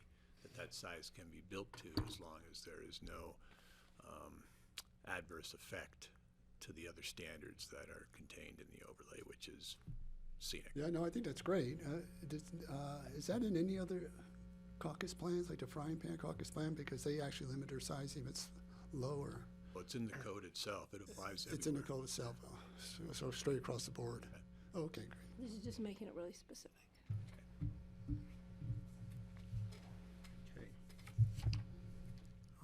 Let's Just a see. little bit more and I'll be done. Okay. So I was going to turn to the language that Leslie had focused on regarding the ski lifts.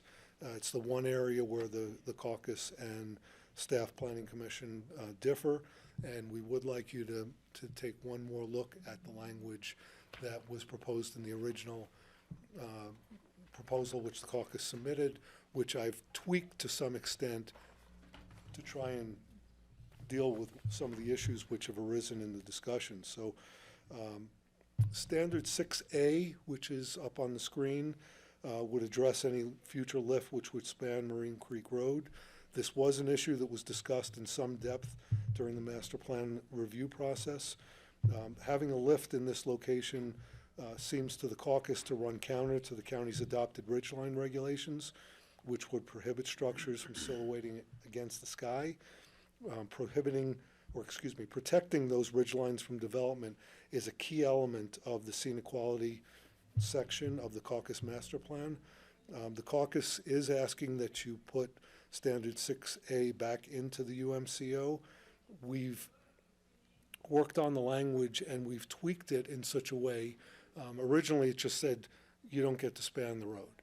And what this is saying is if there's a practicable alternative by which you could span the road and not cross the UMCO, then you ought to do that. If there's no alternative, if crossing the UMCO is the only way that this lift could be accomplished, then you can cross the UMCO.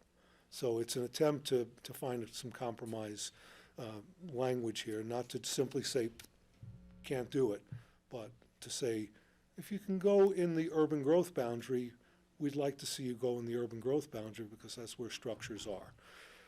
With respect to nighttime lighting of lifts, as Leslie said, the county code does already contain highly restrictive standards regarding the night skies. But this issue did get a lot of attention during the master plan process.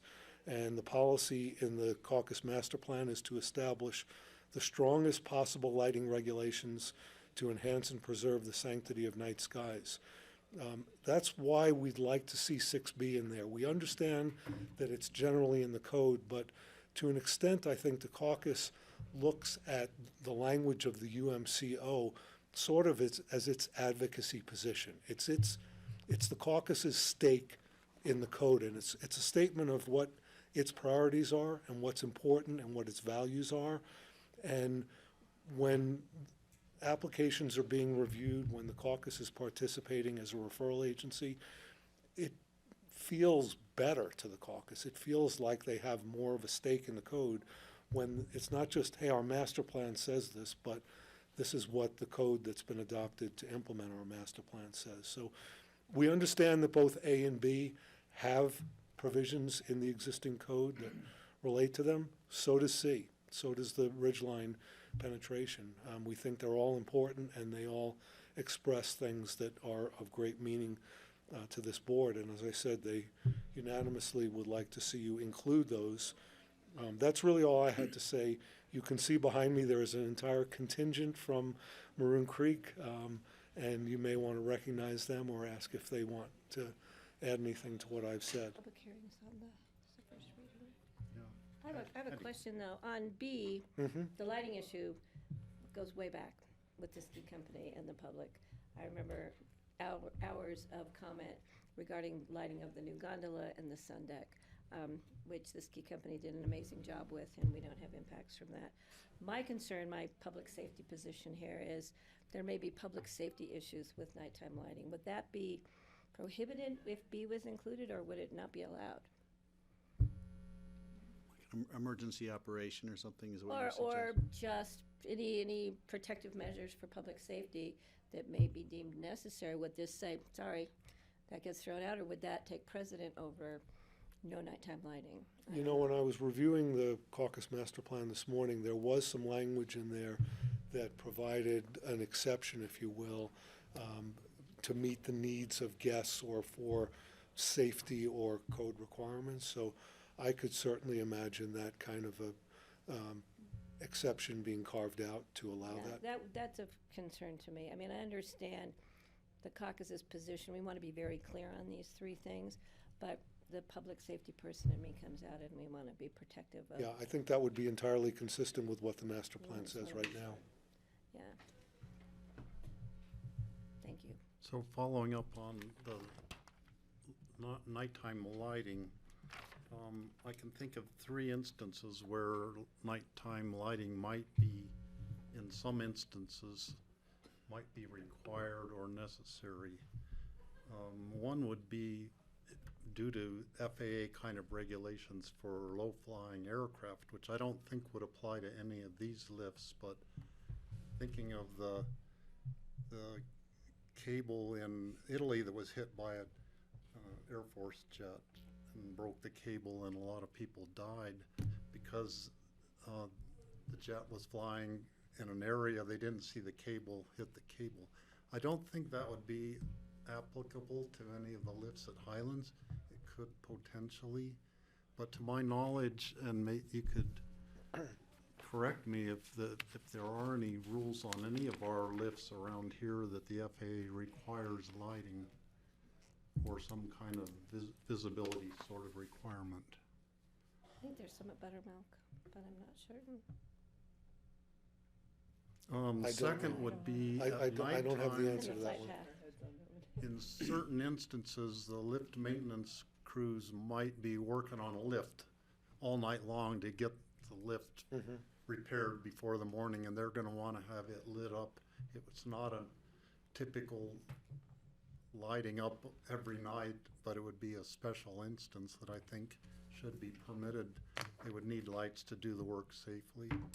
Also, if there's some type of rescue operation going on that goes on after dark, removing people from the lift, they probably would want some extra lighting just in that instance, and that would be sort of a public safety thing like Patty was referring to. I think those are all special instances where lighting should be permitted for those specific reasons.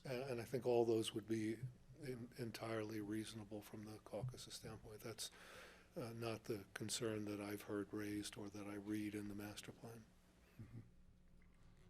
Let's see, Greg, did you have a question? Actually, that answered my question. Thank you. So then, Alan, do you have the wording to address those issues in the caucus plan, or do we need to sort of edit 6B to sort of enumerate a little bit more? I think it's probably the latter. I don't have anything drafted out at this point. So maybe a second reading, come back with some language to. And maybe confer with the ski company to find out if there's any specific issues that. And then Mountain Rescue. We can do that. And FAA and. Are we public? Is it a public hearing or not? It's our first reading. No. Public hearing is on the This is the 20. first. March Okay. 25th will be the second reading. Oh, this one is today No, too? it was not, yeah. You guys keep It is a throwing public that hearing out. today. Today it And is on the also? 25th. So we would have a public hearing both days, you saying? I'm sorry. Two public hearings, one now and one on the 25th. Two different, okay. Thank you for clarifying that. I was gonna just not ignore everybody in the audience, but I wasn't gonna call for Lost their, there at the bottom of the front page of your agenda, but yes, it is under public hearing. Oh, it does, yeah. okay. So Alan, do you have any further parts of your presentation? I'm And any done. further board questions for Alan or Leslie at this point? I'd like to hear from the public. Okay, so this is a public hearing, and any members of the audience who wish to speak, now is your chance. For today, you can also speak on March 25th when we do this, March 25th when we do the second reading.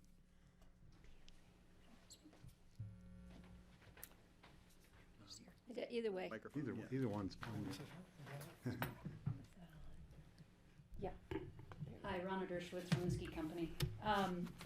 So a couple things in this discussion. When the Maroon Creek Master Plan began its process, initially there was no recognition that there was a ski resort within the Maroon Creek Caucus. The focus was very much on the roadway. When it became clear that the process was moving forward, the caucus, and we became aware of it, caucus brought us in and we had a very good collaborative discussion that we felt respected the unique nature of the Maroon Creek Valley and its important place in the overall Roaring Fork Valley and its nature as the gateway to the Bells, but at the same time recognized that there is in fact a ski area within this caucus. And while Alan mentioned T-Lazy 7 as the sole commercial activity within the caucus, that's simply not right.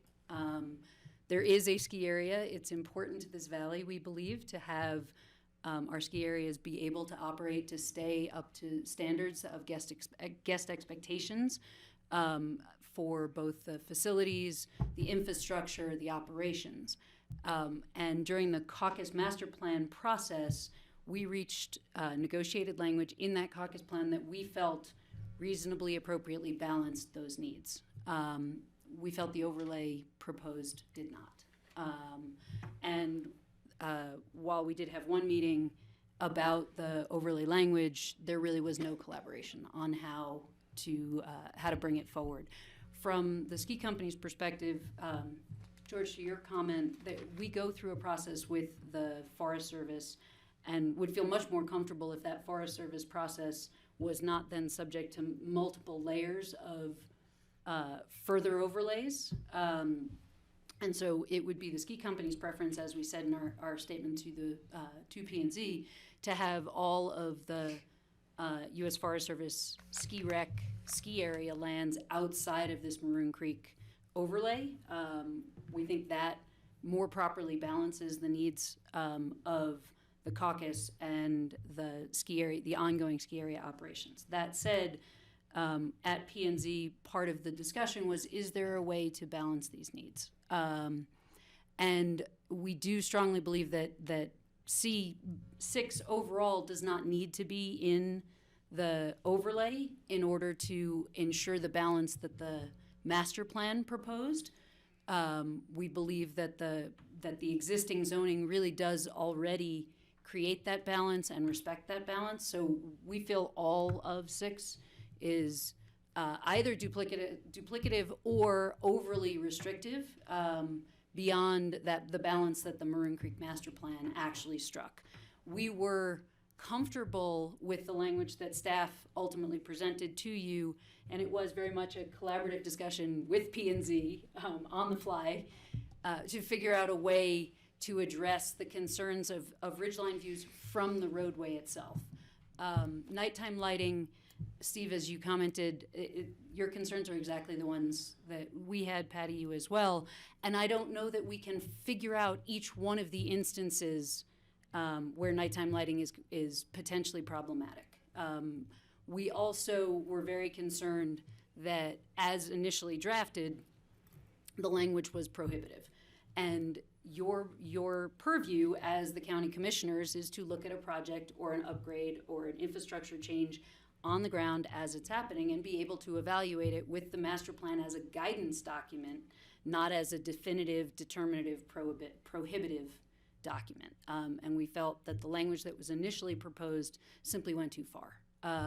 We were comfortable with the language that ultimately was accepted by P&Z because it was no longer prohibitive unequivocally, and did contemplate the concept of trying to balance the needs of ridgeline protection and existing and future ski infrastructure, with recognizing that, look, you try to make it to the maximum extent practicable.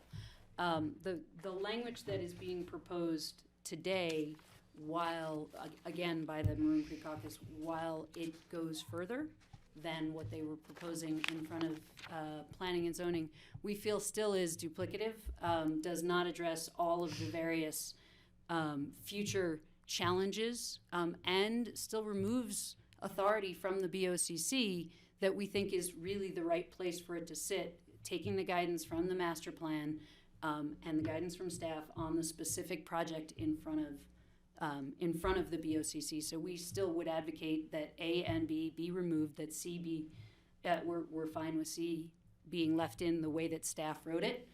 So it would just be one paragraph of 6. And I'm happy to answer any questions from the ski company's perspective if any of the commissioners have any. Okay.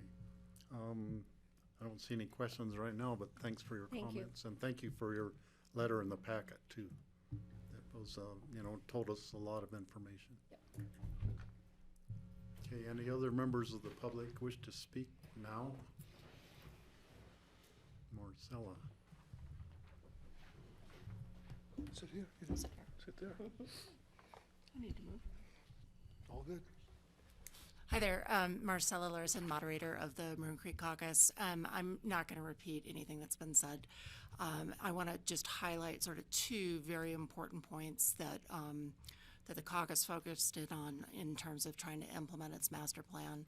And the first relates to the scenic regulations that are in existence. We have sort of the experience of how those have been applied, and it was the conclusion of the caucus that they were not particularly effective, particularly looking at, for example, Castle Creek as a model of what you can see from the road, and whether or not house size was actually decreased in connection with that type of review.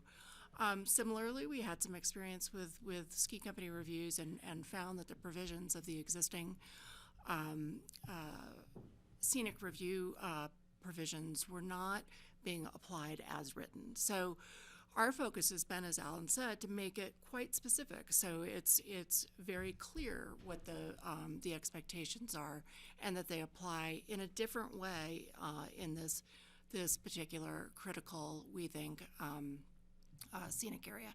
The last point I just want to make really for next hearing is Patty asked for an improved and more detailed map. Along with that, the staff did actually perform an analysis of build-out in connection with our master plan update that I think you might find really helpful. And it certainly informed us about our willingness and desire, and remember this is a voluntary restriction, which is actually prohibitive on future residential development within the caucus area. So anyway, those numbers, just to throw them out there, were 42 potential new units along Maroon Creek Road and redevelopment up to potentially 15,000 square foot houses in this gateway. So this is a very serious threat for the future of this corridor. Finally, I know that some members of the caucus may want to further address the ski company issues and desires for exemptions from the Maroon Creek Caucus overlay, which obviously we don't support. Okay, thanks, So Marcella. can I just can we add that information? That'd be great. Thanks. And I have a copy of the map that Marcel is referring to, and I can provide that to Leslie because she provided it to me. Thank you. Okay, does anyone else wish to speak at this time? I guess I will. Come on up. There's a bunch of us. Yeah, Mike Waters, my wife and I live in the Maroon Creek Caucus, and I'm also the treasurer of our vast bank account for the Maroon Creek Caucus. Which I've made less So, fast. just a little background is, the caucus worked pretty hard to get to where we are now. And, including the two largest landowners in our valley there, we've all agreed to put these restrictions on ourselves. I think for you, this is really an ideal opportunity. So I don't remember the exact vote for adopting our master plan, but there was one vote against it. And we don't know who it was because it was a secret ballot. But you got a lot of people in the valley for this. Regarding restrictions on SKICO, I'm a business guy, so you know what, I don't want any restrictions. I'll fight them all. I'm a free market guy too, but I do realize that there should be some restrictions, protect people from business. And SKICO has been a wonderful, benign presence in this valley, but things change. Things change. We don't know how long the current owners will own it. Will Val Resorts buy it? We don't know. So, like any business contract, when I go into a business contract, I'm not counting the money. I'm always looking for the downside. So, as a caucus, when we treat the ski lifts and the lighting, we're looking at the downside. We aren't really looking at the upside there. So, again, we don't think that it's overly restrictive on SKICO. They would just have some other restrictions that make them color within the lines. Again, any business does not want lines that force them to color within it, and I get that. But we as a caucus, are making a very concerted effort to try and preserve, this one little valley shooting off of Aspen. Not for us. I'm going to be dead in 20 years. What do I care? For myself. But, this is for the future. Thanks. Okay, thank you, Mike.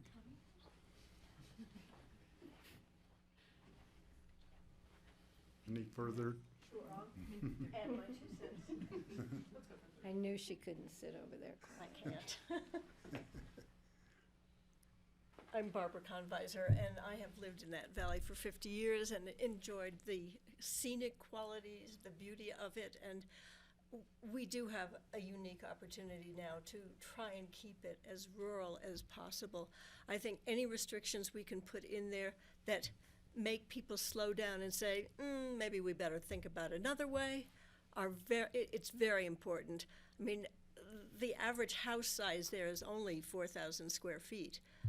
And in most cases, it's quite a bit smaller. It got bigger because we have one large property. But I would have liked to have seen us limit ourselves even further than that. And yeah, I have vacant property that I could develop. And so I'm restricting myself. I think we should all think about what's going to happen in 20 years. Where is this valley going to be? Let's not turn it into another Castle Creek Valley. Castle Creek is beautiful, but it is a display of mega houses. And I just can't understand that we would let that happen to the gateway to Maroon Bells, which is unique for us and the world. You have my deal. Thanks, All Barbara. right, thanks, Barbara.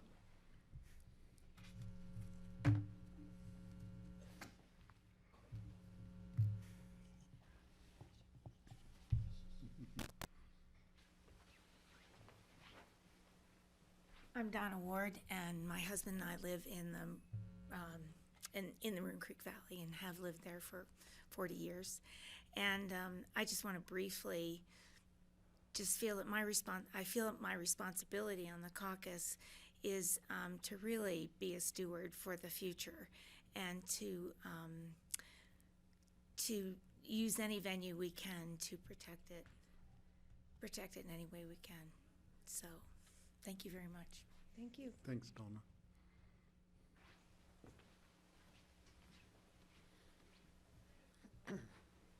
Okay, anyone else wish to speak today? And you may, even those who spoke today can speak again on March 25th. So just so you know that.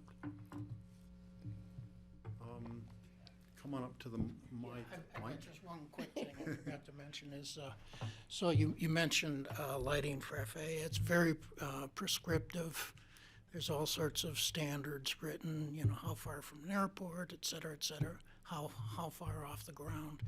So I'm not familiar with those. I am a pilot. I fly in and out of here all the time, but nothing right now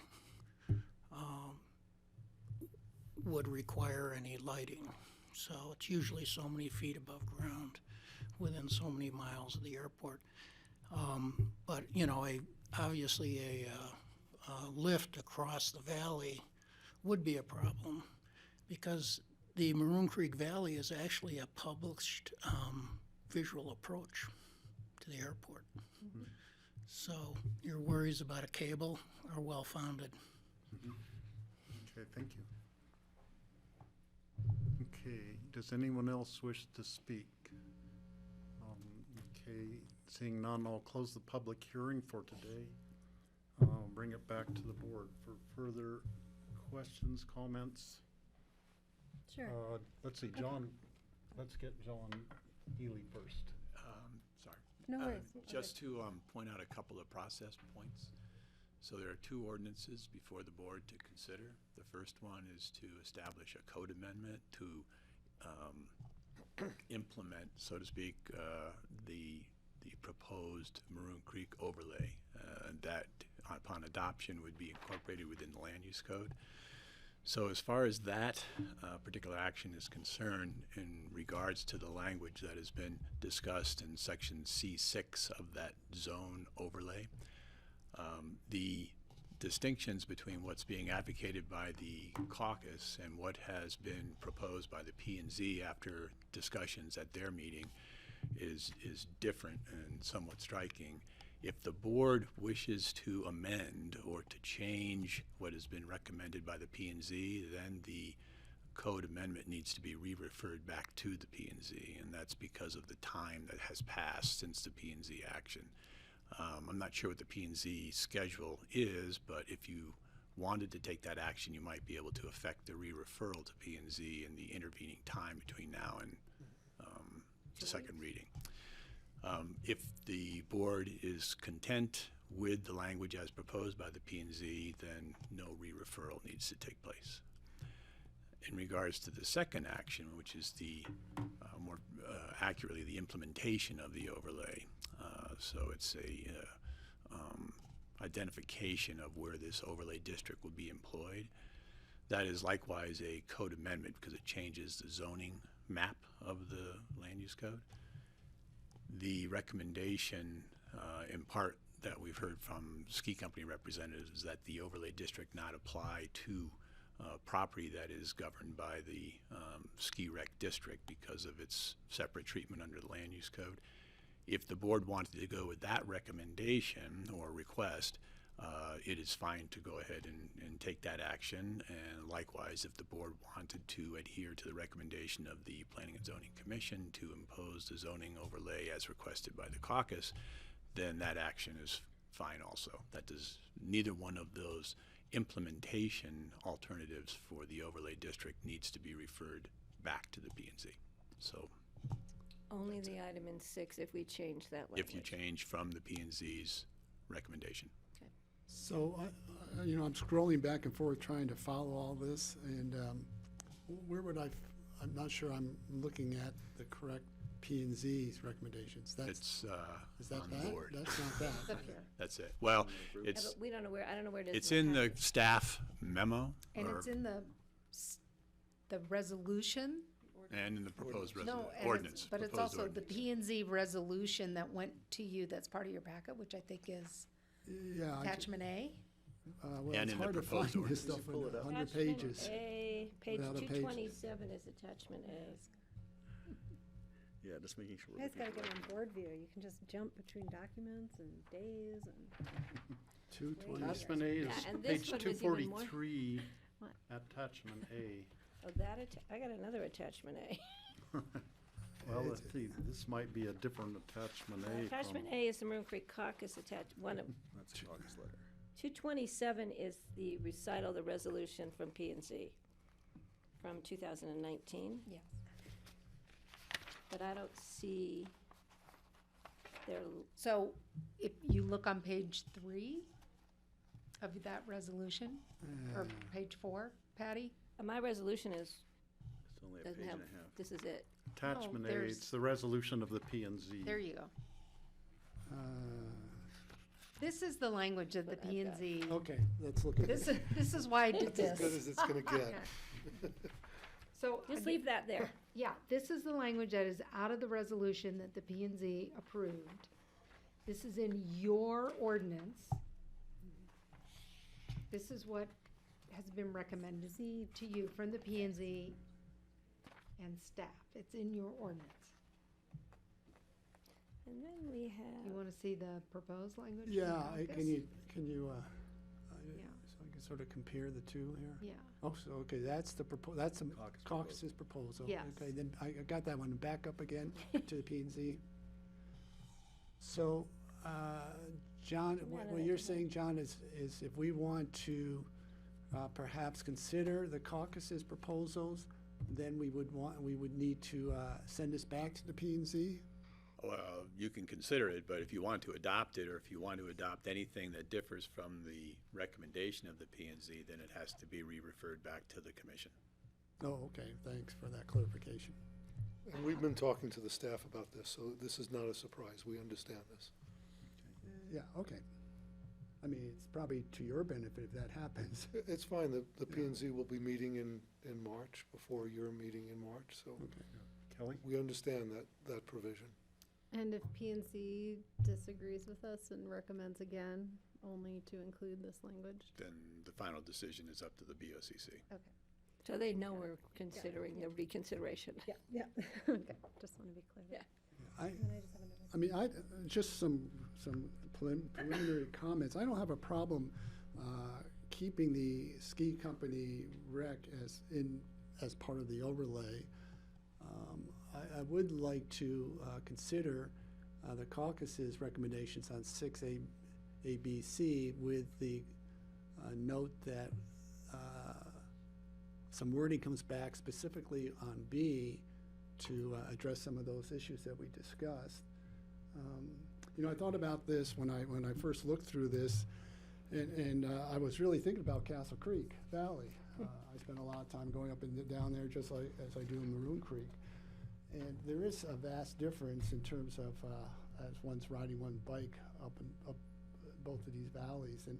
And I thought it would be a good model as a Castle Creek caucus is reconvening and looking at their master plan, because it's probably time to review similar concerns for future development at Castle Creek as well as the Maroon Creek. So, I think as all of our drainages show throughout the unincorporated Pickens County, I think my goal is always try to keep it as rural as possible. And certainly I commend the caucus for limiting their house size for 5750, not only from a scenic point of view, but also as we're looking at reducing our carbon footprint and addressing climate change in any way we can. And we're continuing to have staff look at that and having those conversations. So there's about half the caucuses now have codified and limited their house size, which I think is wonderful. And just so everybody understands, C is what was in, C is the language that's in the P&Z recommendation. Right, yeah, so you're just adding A and B. A and B is the only thing that's Right. changed Yeah. and was taken out by the P&Z before. Okay, Kelly? Sure. So just some observations in this, what this overlay means and how I'm just sort of kind of trying to functionally take this to future land use reviews. In our locational criteria in the ordinance, it indicates that any provision in the overlays, because due to the overlay, any provisions of any underlying zone district, if there's a conflict, that the more restrictive standard will apply. So when I think of this in terms of ski rec, I recognize that there's a whole deliberative process related to the ski rec zoning that requires the master plan, et cetera, and deliberation of alternatives. The advantage to me of including language under 6 is that it allows for the caucus to bring particular attention to elements that in ski rec review should be considered.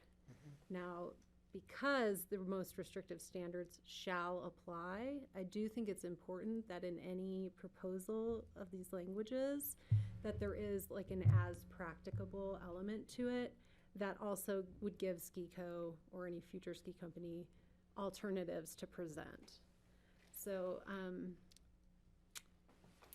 I would support inclusion of A, B, and C, but I do want it to have some opportunity for a discussion surrounding alternatives so that the advantage to the caucus is given, allowing them to call particular attention to these 3 points, yet there's opportunity for ski company to present what they functionally think might be appropriate here. Good point. How do we write that language? Well, I think it is written or presented by having there has to be a no practicable sort of language. B currently does not contain that. That's right. And we had that conversation. And that's what I think everybody's been pointing out, is that B is very directive, where A and B are evaluative, and we can work on that. I think that's a good point that everybody's been making. So Steve, John Ely was going to comment. To the language that you're highlighting, Kelly, I think that when the board concludes its discussion of how you want this to look, we should make it clear as to what controls. When you default to the more restrictive standards, it's somewhat open to interpretation. Quite frankly, I would interpret ski rec as being more strict because nothing is permitted at all but for review with the BOCC. So to that extent, you could argue that the overlay, even though it applies to the ski rec zone district, is not more restrictive than the ski rec zone district itself.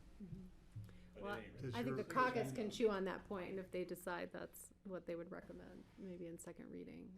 So to get down to addressing to the best extent possible, practicable, letting the ski company have an opportunity, how would we put that into the language of 6 that I could be comfortable moving? Because right now I'm not comfortable with 6 unless Kelly's point is addressed, to give the ski company the opportunity, or the caucus the opportunity, to present options or other opportunities. So we're going to put language in there that addresses Kelly's point? So, I mean, I would say that they've already proposed some language in A and C that says this shall not happen unless there's no practicable alternative, right? So that no practical alternative gives opportunity to present a practical Right, so you want that to include A and So I think B, something it's- related to that type of language should go into Right. B as well. right. Because otherwise, what we would be adopting is to say there will be no nighttime lighting ever under any circumstance, because that would be the prohibition overlaying ski rack. Okay, I was looking at the A, B, and C that's in here, not in there. So, and also in B, we need to have the public safety issue addressed clearly. Right, and I wanted to look at your existing lighting regulations. to see how and that- see how those have carved out the safety exception, because that would provide us, I think, a That lot of would guidance. make me more Yeah. comfortable, I think. I'm hoping. I mean, my suggestion is that we bring that language to the planning commission, and, because to try and. Vet it with them To first. try and write the exceptions in here at the table, I think. No, I not- think, But I clearly have the sense of what you're trying to do. yeah, I wouldn't want to wait till second reading and say, now you need to go back to P and Z. No, we have to bring this to the planning commission with specific language Right. that we can hopefully work on collaboratively. Okay, and the other thing about the overlay, I think that the ski rec is more strict, so I'm comfortable. I'm comfortable with keeping the ski company in it. I know it's another layer for the ski company I have to go through, but I'm comfortable that they can do that. I really want to commend the caucus for the house size specifically, and I'm not sure if anybody has talked about this, the issue of man-made mitigation. You can berm anything and then all you do is drive through a tunnel of berms. Look at what they're doing at Cerise Ranch down Valley. That berm they water it and it grows every time you drive by. It's becoming more of a tunnel through there, and we had that issue with the Maroon Creek Club, the golf course at first. The berms it would be like entering Aspen through a tunnel starting at Buttermilk. So I think there are some examples of structures in Maroon Creek that you don't even know they're there. And there's examples in Castle Creek, you can't get them out of your scenic view plane when you're driving up and down that road, which we don't want to repeat in the Maroon Creek Valley. So I think I really commend the caucus for being very specific about that language, and the house size I think is huge. And it doesn't necessarily mean you get 57.5. If you have a place you can build it in, it's appropriate, yes. If not, you might get 3,500. And I think that needs to be clear, because we have talked about that as a board on many land use applications over the past many years that I've been here, and saying, do we have to allow this when this house size would fit better and not violate all these other issues? So there had to be variances, and there had to be, man-made mitigations that were probably uglier than the house itself, and more impactful. So I really want to commend the caucus for those efforts, and I'm glad to be able to codify house size again in another master plan and make it very clear. As the issue with TDR restrictions, we've been talking about TDRs, and we're going to have further discussions on the use of TDRs, trying to be more creative as where TDRs can be used, so that it's not just a continuation of more growth, but maybe some other issues, and that's going to be coming up hopefully in the year 2020. So I'm comfortable with what's presented by the caucus as far as the use of TDRs in their neighborhood, and the house size I think is great. Okay, Greg. Thanks, Patty. I appreciate everything you covered. My biggest concern is creating more layers of difficulty that may or may not be necessary, but I have to default to the caucus's wishes. I have to say, I think the caucus has done so much. They're the ones with skin in the game to the greatest extent, and so if they're asking us to do this, I think I'm in favor of taking it back to P&Z with the language as amended. What you're proposing, Alan, I think what you understood and what you've articulated makes sense to me. I'd love to have a better, easier way to streamline things, but maybe that's not what we're trying to do here. So I'd have to say I support it. Steve, can I add one more thing? About if there was a lift alignment, It was many, many, many years ago that the discussion about a lift from the top of Buttermilk to Highlands came up.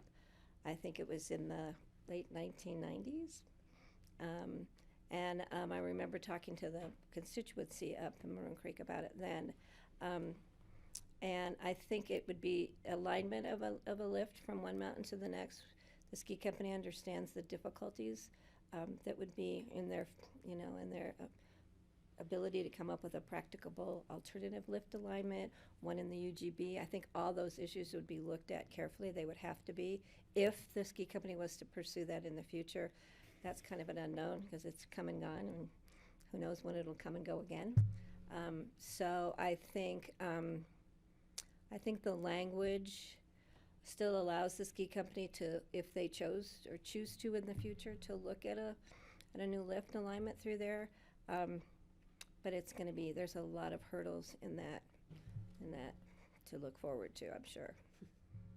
So I think the language being proposed by the caucus is a good alternative, especially if we address my public safety lighting concerns. Will do. I have two questions or points that I want to bring up that haven't been brought up. It looks like in the rural and remote zone there is a private in-holding probably up East Maroon Creek. Is that the case, that there is at least one or two mining claims up there that are privately owned that might or might not have had TDRs removed from them at this point? Yes, there are some, and I'd have to double check, but I believe that the development rights have been stripped, but I'd have to verify. So if they still retain their building rights, they would have the 1,000 square foot house size restriction. And I don't know if the overlay thing needs to address that issue, but just to point out that it's not only down in the privately owned towards the bottom of the valley, but there is a little bit farther up the valley also. There is a place, and I believe it's in the caucus master plan. It's on page 241 of the packet, and it's has to do with the caucus does not support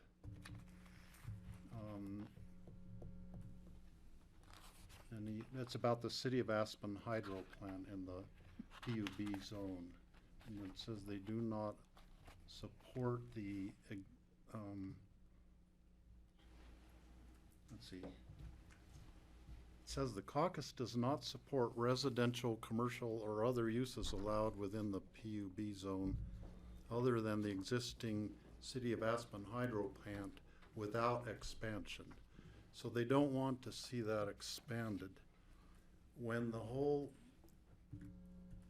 Castle Creek energy proposal was going on, the hydroelectric proposal, I was advocating at that time for the city to take the water that is coming out of Maroon Creek and enlarge the Maroon Creek hydro plant.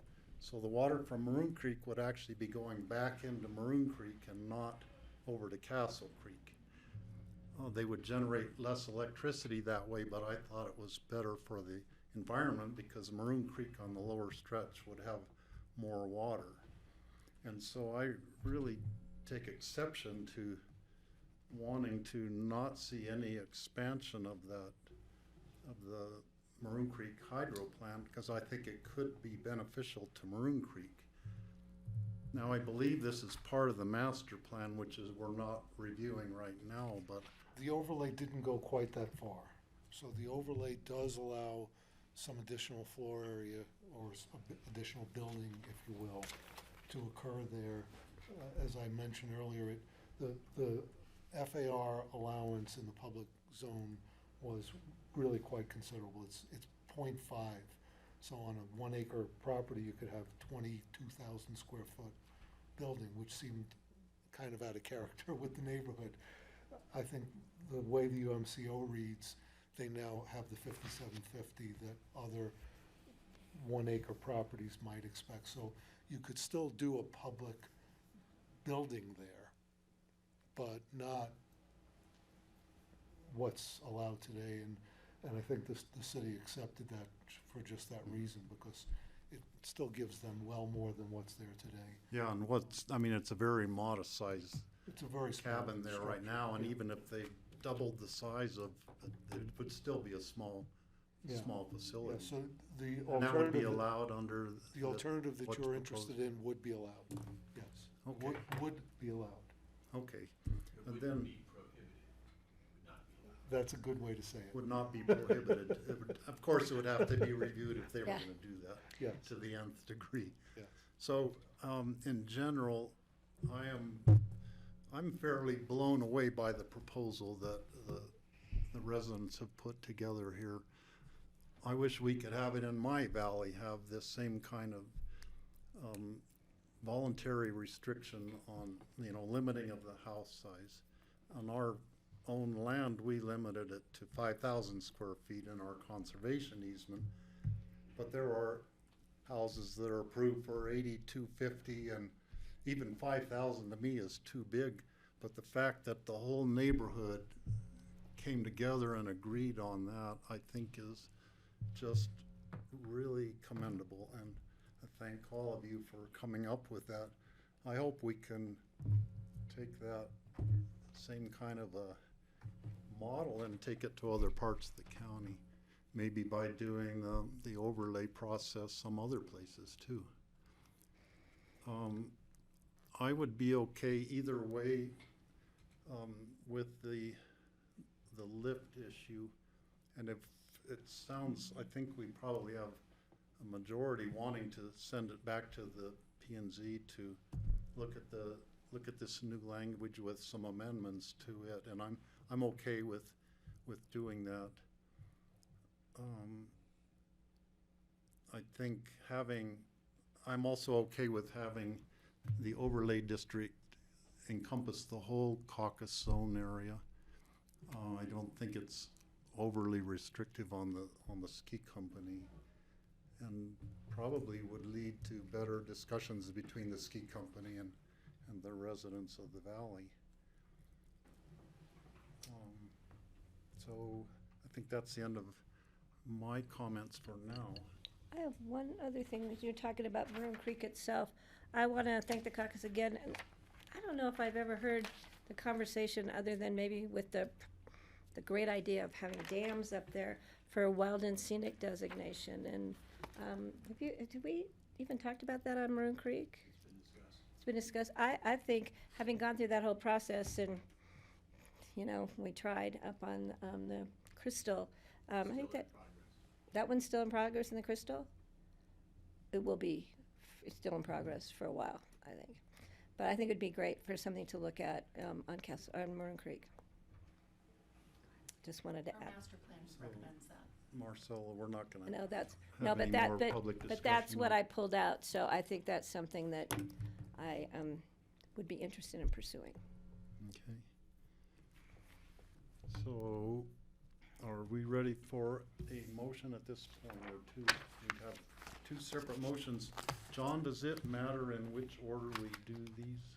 The logical order is to amend the code before you do the Overlay zone. before you implement the code sections. But practical reality, no, it doesn't matter.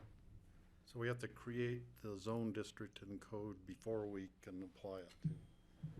So that's why they're in the order of A and B. I'll move that we accept an ordinance adopting an amendment to section 3-40 of 2006 Pickens County Land Use Code, Title 8 of the Pickens County Code, specifically creating a new section 3-40-150 Upper Maroon Creek Overlay Zone District, the UMC-O, and amending Table 5-1A, Dimensional Requirements Rural Residential Zone Districts, Note 11. That's it. Do we need to And what did I do? add the language? Remand it to P&Z. Oh, they'll be remanded to P&Z with modifications as discussed. And we need to be clear as to what language you're including in the acceptance for first reading of this paragraph C6. Oh, we're talking about paragraph C6 as proposed by the Maroon Creek Caucus, with language in B being modified to accommodate applicable, practicable language. And any public safety items that may be. And public appropriate safety items that may not already be covered. in our lighting code. Yeah, I've got all of them. And for the lighting, and additionally, the additional lighting code I think I'll leave the FAA. language as needed. I'll second. That was a tough one. Okay, it's been moved and seconded to Anything else from this? send this, to remand it back to the P and Z, is that the right wording? With the amendments that we've talked about on this section that's on the screen. Is there further discussion? Just, it needs to be in a timely manner so that we can address it at the March 25th meeting. We don't want to delay it any further. If at all possible. If it's practical. If it's practical. That word's too hard to pronounce at the end of a long day. And it wouldn't be the end of the world if we don't get it done by March 25th, but we'll try to get it done by then. Any further discussion? All in favor, say aye. Aye. Aye. Okay, that's approved unanimously. Next. Then, Thanks, guys. no, now you have Now to, you gotta. so. Oh, that's right. We'll we got one more move to do. approve I'm on moving first to reading. GMQS already. I hear you. And then do we move to approve on first reading the ordinance rezoning all lands within Maroon Creek Caucus to the Upper Maroon Creek Overlay Zone District and set for second reading on March 25th? I'll second. Okay, it's moved and seconded to approve the Part D, the ordinance rezoning all lands within Maroon Creek Caucus as UMC-VO. Any further discussion? So, John, if for some reason we don't get the first ordinance back to us, then we would just continue both of these? Correct. Yeah. Okay, all in favor, say aye. Aye. Aye. Okay, unanimous for that also. Thanks so Thank much. All right, you. thank you, Thank everybody. Sorry you had to wait for us. Next needed time a we're break gonna get anyway. Let's see, now we get to trade Yeah, we got Leslie you back for on schedule. Suzanne again. Took extra time. Yeah. So, next, we have land use action.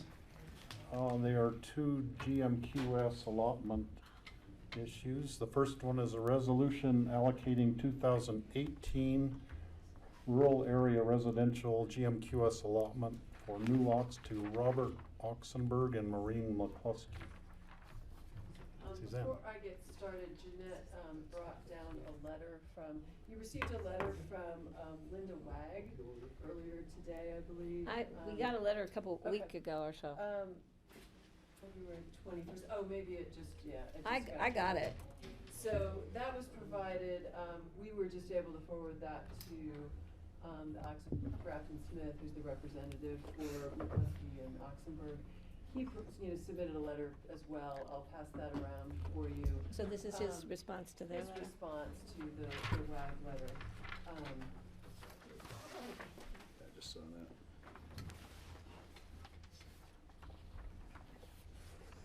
Thank you.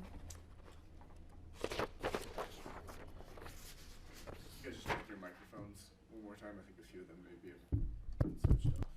Ew. Yep. It's easy to get into a backwards cycle. You turn it off when you get to talk.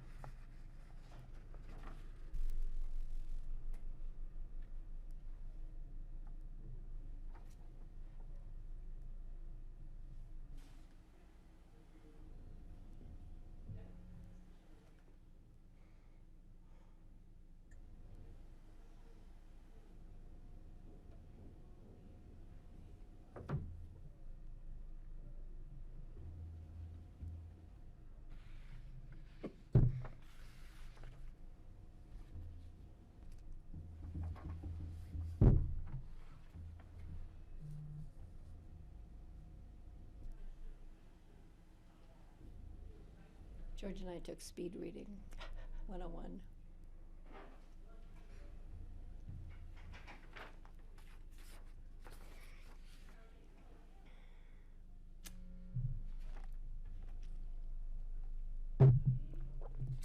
Okay, Suzanne? Okay. Thanks, Steve.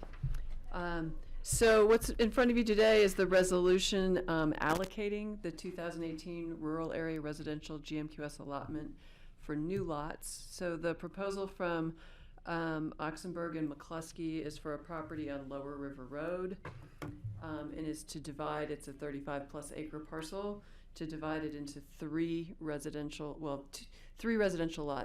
There's an existing residence, so there would be 2 new residential lots in a common parcel. They've requested 15,250 square feet of floor area. That would be divided into one 5,750 residence, one 8,500 residence, and 1,000 square foot CDU in the common barn. So that's the floor area. This is a subdivision application, so it will be in front of you for the conceptual subdivision review. That's a 2-step process, so the P&Z has made a recommendation that will be coming forward to you in the next couple of months. So there will be discussion on your end related to some of the issues that have been raised. But today, really, the only action is that the P&Z did score the application, found it exceeded the threshold, and therefore was eligible for an allotment. So, Go ahead, George. Suzanne, how can we approve this if we haven't approved subdivision first? Because the allotment is going to be utilized assuming that they're going to have a subdivision approved. The subdivision assumes that it has an allotment. I mean, the subdivision can't move forward. I mean, essentially, if the allotment had not met threshold, and the P&Z recommended denial, essentially then the subdivision gets a recommendation of denial as well. But the code basically is set up kind of procedurally for the growth management allotments that, it's scored, we forward the scores. If there's no appeal, then the allotment is granted. It's not necessarily tied in with the further review of the subdivision by you. It sort of moves on its own course. So that raises the question, when the subdivision comes before us, do we have to allow for 15,000 square feet of split up? Or could we request that one of the houses, the 87.5 or whatever it is, be smaller? Or do we have to automatically allow them the 15,000 because they got GMQS approval for it? I don't know if The allotment allows the construction or the development, but it does not guarantee approval. Okay. Thank you. No problem. Okay, anything further, Suzanne? Okay, more questions for Suzanne? I have the same question. Yeah, it's interesting. Is this like, it's sort of putting the cart before the horse? Or if that's If where the the horse is cart's supposed to already be. there, then does that mean we automatically approve the subdivision when that comes, or how many conditions could we potentially put on that? And that would be a good time for Mr. Schulberger and Linda Wag to come in and, present further comments to us, I think. I'm sure they George. will. So then, Suzanne, in the past, most recently, we've been getting the scoring that's done by the P&Z, but it's not included here. it was attached to the P&Z resolution that was forwarded at the last meeting. Oh, the So last we're- meeting. Right. So there are 2 steps in the process. yeah, We yeah. have to forward the scores, which So we had 'em then 2 happens weeks with ago. the We had planning 'em, commission okay. resolution, and then, right. One of them was 23, one of them was 26 or something, one was pretty high. I think that's correct. This was 23 for this application. Okay, I remember that. Okay. So, Are these public hearings? yeah. I That know, was you gonna be always my trick next us. question. You always Is this a trick public us. hearing? Okay, I would entertain a motion from the board if there's no further discussion. I know this is difficult for the board because of our concerns about GMQS in general. We will be addressing those issues. Wish we could have done it 10 years ago, 20 years ago, but we didn't get to that point. So since I don't see anybody jumping into it, I want to move things forward. I will make a motion to approve a resolution allocating 2018 rural area, right? Area GMQS allotment for new lots in the Robert Oxford Maureen McCluskey. And it, so I'll make a motion to approve. Is there a second? I'll second the motion. Is there any further discussion? I just want to be clear, still not feeling comfortable with the process. We don't need to add anything that puts this approval contingent upon what we're going to do next with the subdivision. I still don't, we were talking about that, but I don't, is there anything, I want to make this contingent. We could amend it now, but I'm not sure how I would want to. Well, I don't think we can amend it on something we haven't seen yet. We haven't seen a subdivision. It hasn't come through it. But at the time the subdivision comes forward to us, we can do whatever we want, right, Mr. Ely? Under the sun. But I think I thought what you were getting at, Greg, is that you were uncomfortable relying on what I just said, and you wanted to stick some iteration into the resolution saying that this does not telegraph or otherwise indicate approval of a subdivision application. If we said that, I'd be more comfortable. And we have the ability to make that call when the subdivision comes forward. I'd certainly love to add that. So I will amend my motion to include language as per what the county attorney What just he said. stated. Even I can't remember. And I will. We'll write it down. Good thing you're on video. So, We'll get it off the tape. do we need to vote on the approval of the amendment first and then Ms. Roberts' rules? No. No, we can just vote. Are you making a motion, Greg? No, I already made the motion. She made the motion, she Steve seconded seconded it. it. I amended my modified it. motion He to amended include it. that She language, seconded the and amendment. Steve approved it. So we're good to go. Who can keep track of that? Okay, I just call did. it before we get more confused. Pardon? Say again? I'd say call it before. We're gonna add language to per what the county attorney just As did. you brought up. Okay, all in favor, say aye. Aye. Aye. All opposed? Nay. One nay. Okay, 4-1 vote.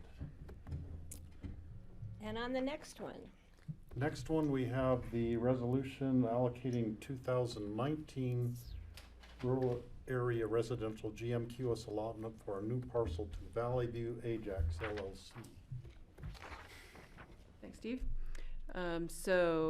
This property the request was for 1,160 square feet. This is a rural remote parcel, so that's basically the 1,000 square foot residence, 160 square feet for the accessory structure that's allowed in rural remote. The property is located off of Lucine Road. I think we went through this last time. I think everybody was familiar with the location of the property. This was the only applicant for the allotment in 2019 for a new lot. This was created as a 35-acre subdivision exempt parcel. So this will not come forward to you for subdivision review. Basically, the approval with the P&Z. The P&Z also adopted a resolution approving the activity envelope to be established on the property. That was all that was requested at this time. They'll have to come forward, in the future for the site plan review for the property. But that wasn't proposed at this time. So essentially, this is the last step in the process for them at this time.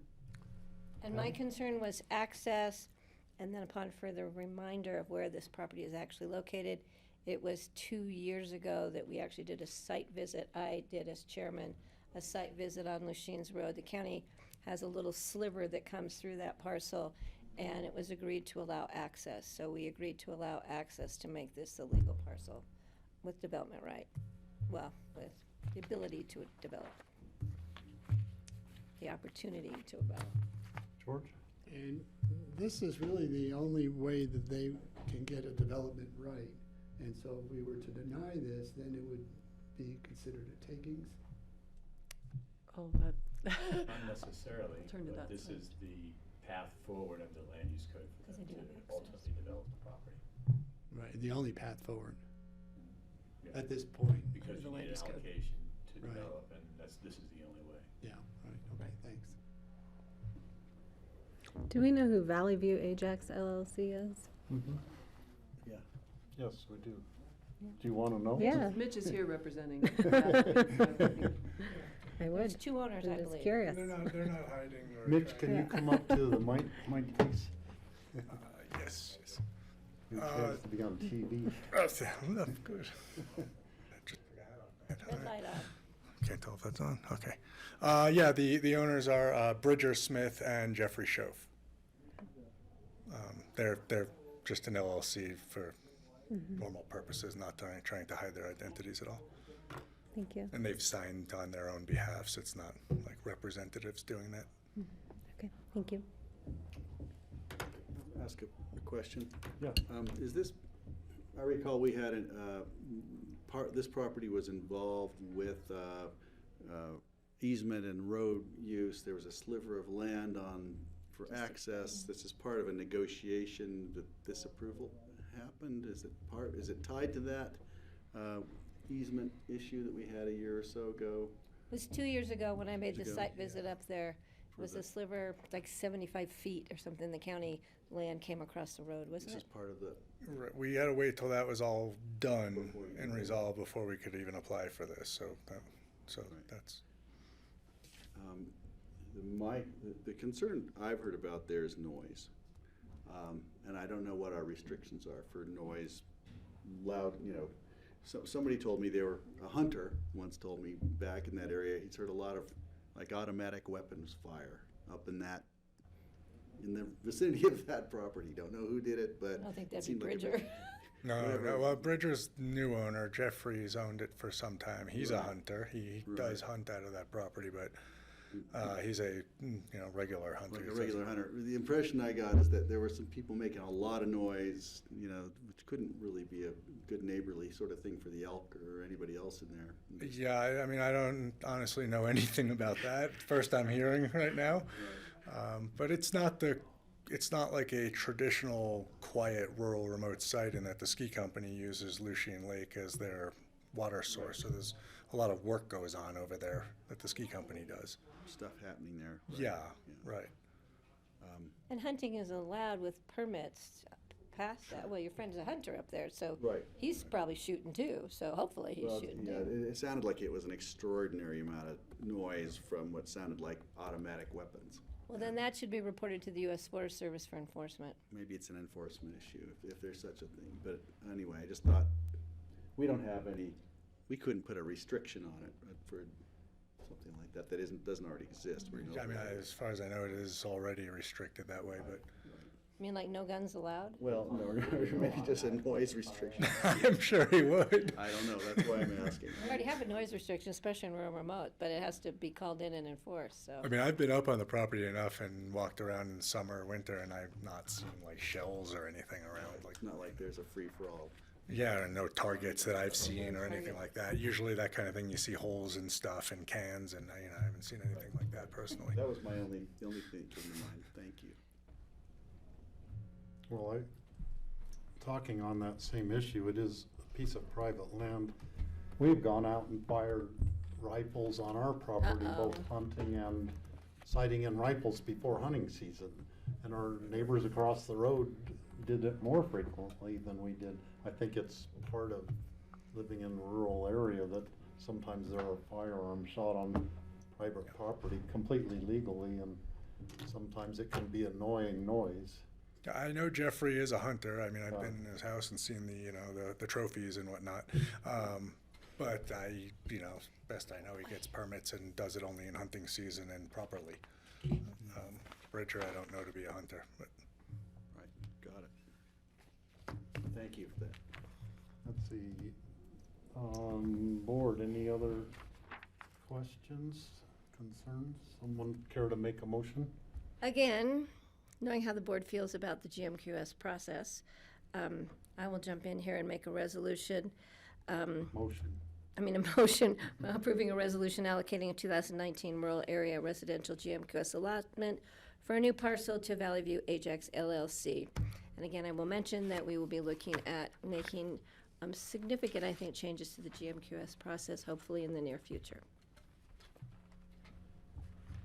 Is there a second? I'll second the motion. Any further discussion?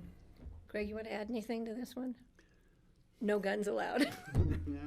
All in favor, say aye. Aye. Aye. Aye. Any opposed?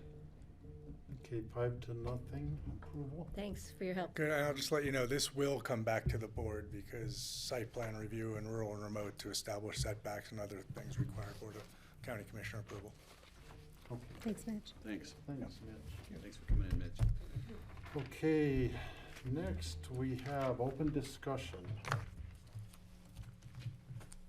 Does anyone have any open discussion items at this point in time? So, yeah. Go ahead. I just wanted to check in. I'd received a flyer, which maybe you guys have, to the Western Leaders Network Conference in May. And I was considering going, but I don't. Where is it? I want to check in with you guys in Santa Fe. What's the date? It's the middle of May, May 20th. It's about the 22nd to the 20th. Could you forward that? 23rd to 24th. you know, I got it and it got lost somewhere. Could you forward it on But to the me? advantage or the interest I have is just given sort of our lack of representation at CCI on public lands issues, that this, Rachel had recommended to me that this is more of a group that we're aligned with to discuss Will you public send lands it to stuff. me? No, maybe. Yeah, I'm happy to forward it to you. There's a lot going on in May. We have occasionally gotten emails from Gwen Laschelt from La Plata County Commissioner, who is the, I guess she's maybe the head of I think so. this Western Western Lands? Leaders Network, which includes, I think, some elected officials in Colorado, Utah, and New Mexico, sort of in that Four Corners area, maybe even some from Arizona, I don't know. So this is a conference that Gwen specifically came up to us at CCI and Mentioned. gave us the flyers and said, Something we can do. could you please come? Yeah, the topics they're looking at, let's see, the role of public lands and outdoor recreation in Western economies, transitions and energy-focused communities. Faith Winter, who's one of our one of the senators here in Colorado, will be making a presentation as well. Interesting. So anyway. Could you send that? So I just don't know. I don't know. I think I saw it. I'd love to see it again if you'll forward it. Is it Bear Merit? Does anyone care if I go or not? So part of, I mean, part of Kelly's question was, this is going to a conference, which all of us occasionally have gone to different conferences that aren't directly BOCC business, but they are related to it. Yeah, It and it enhances our position. I'm totally supportive of Kelly going, and I'm just trying to see if I can go with her. Yeah, I'm likewise, me too. I haven't figured it out yet at this point, but I think having one or more of us there would be appropriate. I always look to see if it's something I can do via teleconference and not have to actually. I think this is one you might have to go to, but I Well, don't and know. again, you know, for me, since we are not on the Public Lands Committee anymore with CCI, and we don't have good representation there, this is sort of the, like, who are our people on these Right. issues to, like, network with and More collaborate of the with. networking than, Yeah. It's absolutely a good understand networking opportunity. Well, I thanks for think you bringing should that up. go. Mhm. Yeah. So, any other issues? I just wanted to bring one up. I get fairly frequent calls about the smell of exhaust, whether it's from the highway or from the airport when they're warming up the jets. There's been concern about, do volatile organic chemicals, which are what are coming from burned jet fuel, along with the particulates. We measure the particulates. We don't measure the volatile organic chemical content, although I know it's possible to do so. So I asked a question. I was monitoring a health conference remotely, and I asked a question about, is it possible? What is the threshold for when a volatile organic chemical is strong enough that it becomes a health issue? Because it occurred to me, or maybe I've been told, that if you smell something, it may not necessarily be bad, or if your eyes are stinging, it may not necessarily be bad for you. Because I have constituents calling and saying, hey, there are times when they're getting this in the vicinity of the airport or even Red Butte Drive, buttermilk. We've had columns in the paper about the smell of the fuel at the end of the airport at buttermilk. And so the response I got from the health officials on this was exposure to VOCs is a public health concern even before physical symptoms are reported. Impacts such as burning eyes, sore throat, and headaches are typically considered to be short-term health impacts from which otherwise healthy individuals will recover once the exposure is ended. There are few studies into the long-term health impacts of these low-level exposures. But the gist of what I got from them is that it actually, VOCs turn into ozone. Ozone's not good. Sunlight and volatile organic chemicals create ozone. It seems to me we should be paying more attention to monitoring that, and certainly I've had many requests from the community. Why aren't we paying more attention to this? So I want to bring it up that smelling it and feeling it may be an indication that it's a problem. Whether or not we can do anything about it is another question, but at least knowing what we're dealing with is probably important in the best way we possibly can. Well, we've been talking about this for years. We've had people talk to us about it for years, especially people that live at North 40. If you sit on my friend's patio and the jets Sure. take off. Yeah, But, some of them. a lot of those people built after the airport was there. You're right. What can we do about it? Nothing, I don't think. We can't tell the jets not to fly. We can't tell them not to smell. I mean, that's hopefully with the new airport, if we go to a new airport, we'll be able to do something about jets warming up in the morning. It's hard to speciate where those fumes are coming from necessarily. Is it coming from a plane? Is it jet fuel? Is it fuel from the road? There's so many contributing factors in that section of the county. I would really appreciate it when you have calls from constituents, if they send a letter to the BOCC so we can all hear from those people, so we know exactly what they're seeing, what they're feeling, what they would like us to address. So we've had issues in the past where I say, I've been called by 12 people, but I think it's helpful for the board to actually If we see the name, we I see, always ask have them for that. send us letters or have them send us an email so we're all getting the same information. And the bottom line is, I don't know what we can do, but a lot of people built at the end of a runway or next to a runway, knowing there was an airport there, and it doesn't smell good.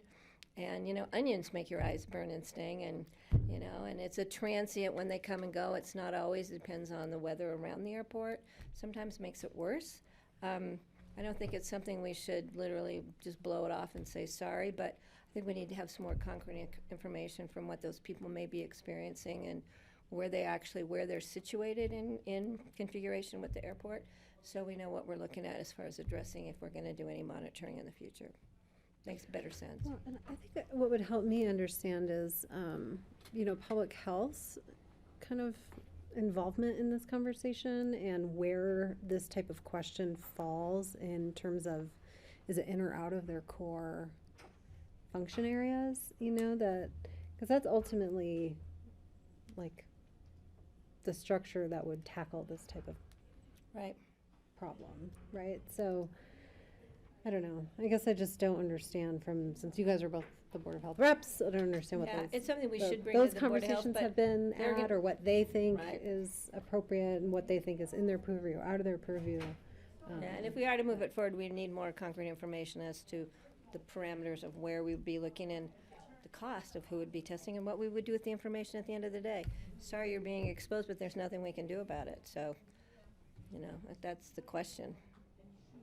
Great if there was something we could do, but I think Can't what filter the air I'm there. getting from this is that what's important is that we have enough voices weigh in Yeah. some sort of written form on a signed letter with a number of names. or but then send we us can an take it- email. It's easy to send us all a quick email, and then that's documentation, and we can take that, Greg and I can take that to the Board of the Health. So, they're having Okay. fun out there. I know, I don't know Okay. what's happening outside. And That's it. I have one item. We got an email from Kurt Dahl asking for a quote from somebody for the National Association of City and County Health Officials regarding the impacts of climate change on health. And Kurt was asking, he wants to get a quote from a small community. They have one from a New York City's health commissioner, and he was asking if one of us or somebody in the county could make a statement, which is like a quotable statement for his use with that group. Now, what I would suggest is that either Karen Kunneman make the statement, or that one of you, being our representatives on the Board of Health. Right. would I be- spoke to Kurt about So it you're- already. Yeah. You're more Yeah. involved in the climate, and I would talk to Zach also. I've spoken to Kurt about it. Great suggestion that Karen and Zach be part of that. I think we're going to circle back. It doesn't have to happen very quickly, so maybe mid-end of March. And So we'll have maybe, time. maybe it could be a statement that you all work on together and then just make a statement, and then it can be keep me- attributed keep to me in the one loop. person, but Sure. that would be a good way to approach it, I think. Okay, I think that's a good idea. Okay, I will make a motion to adjourn if you're ready. I think we're ready. Is there a second? No second. All in favor of adjourning, say aye. Aye. Aye. Thanks. Okay, thank you, everybody. Are you gonna put those up? We got out of here about 3 hours Maybe on the earlier than I front thought bullet. we might. Yeah, I thought we were going to do it until 6.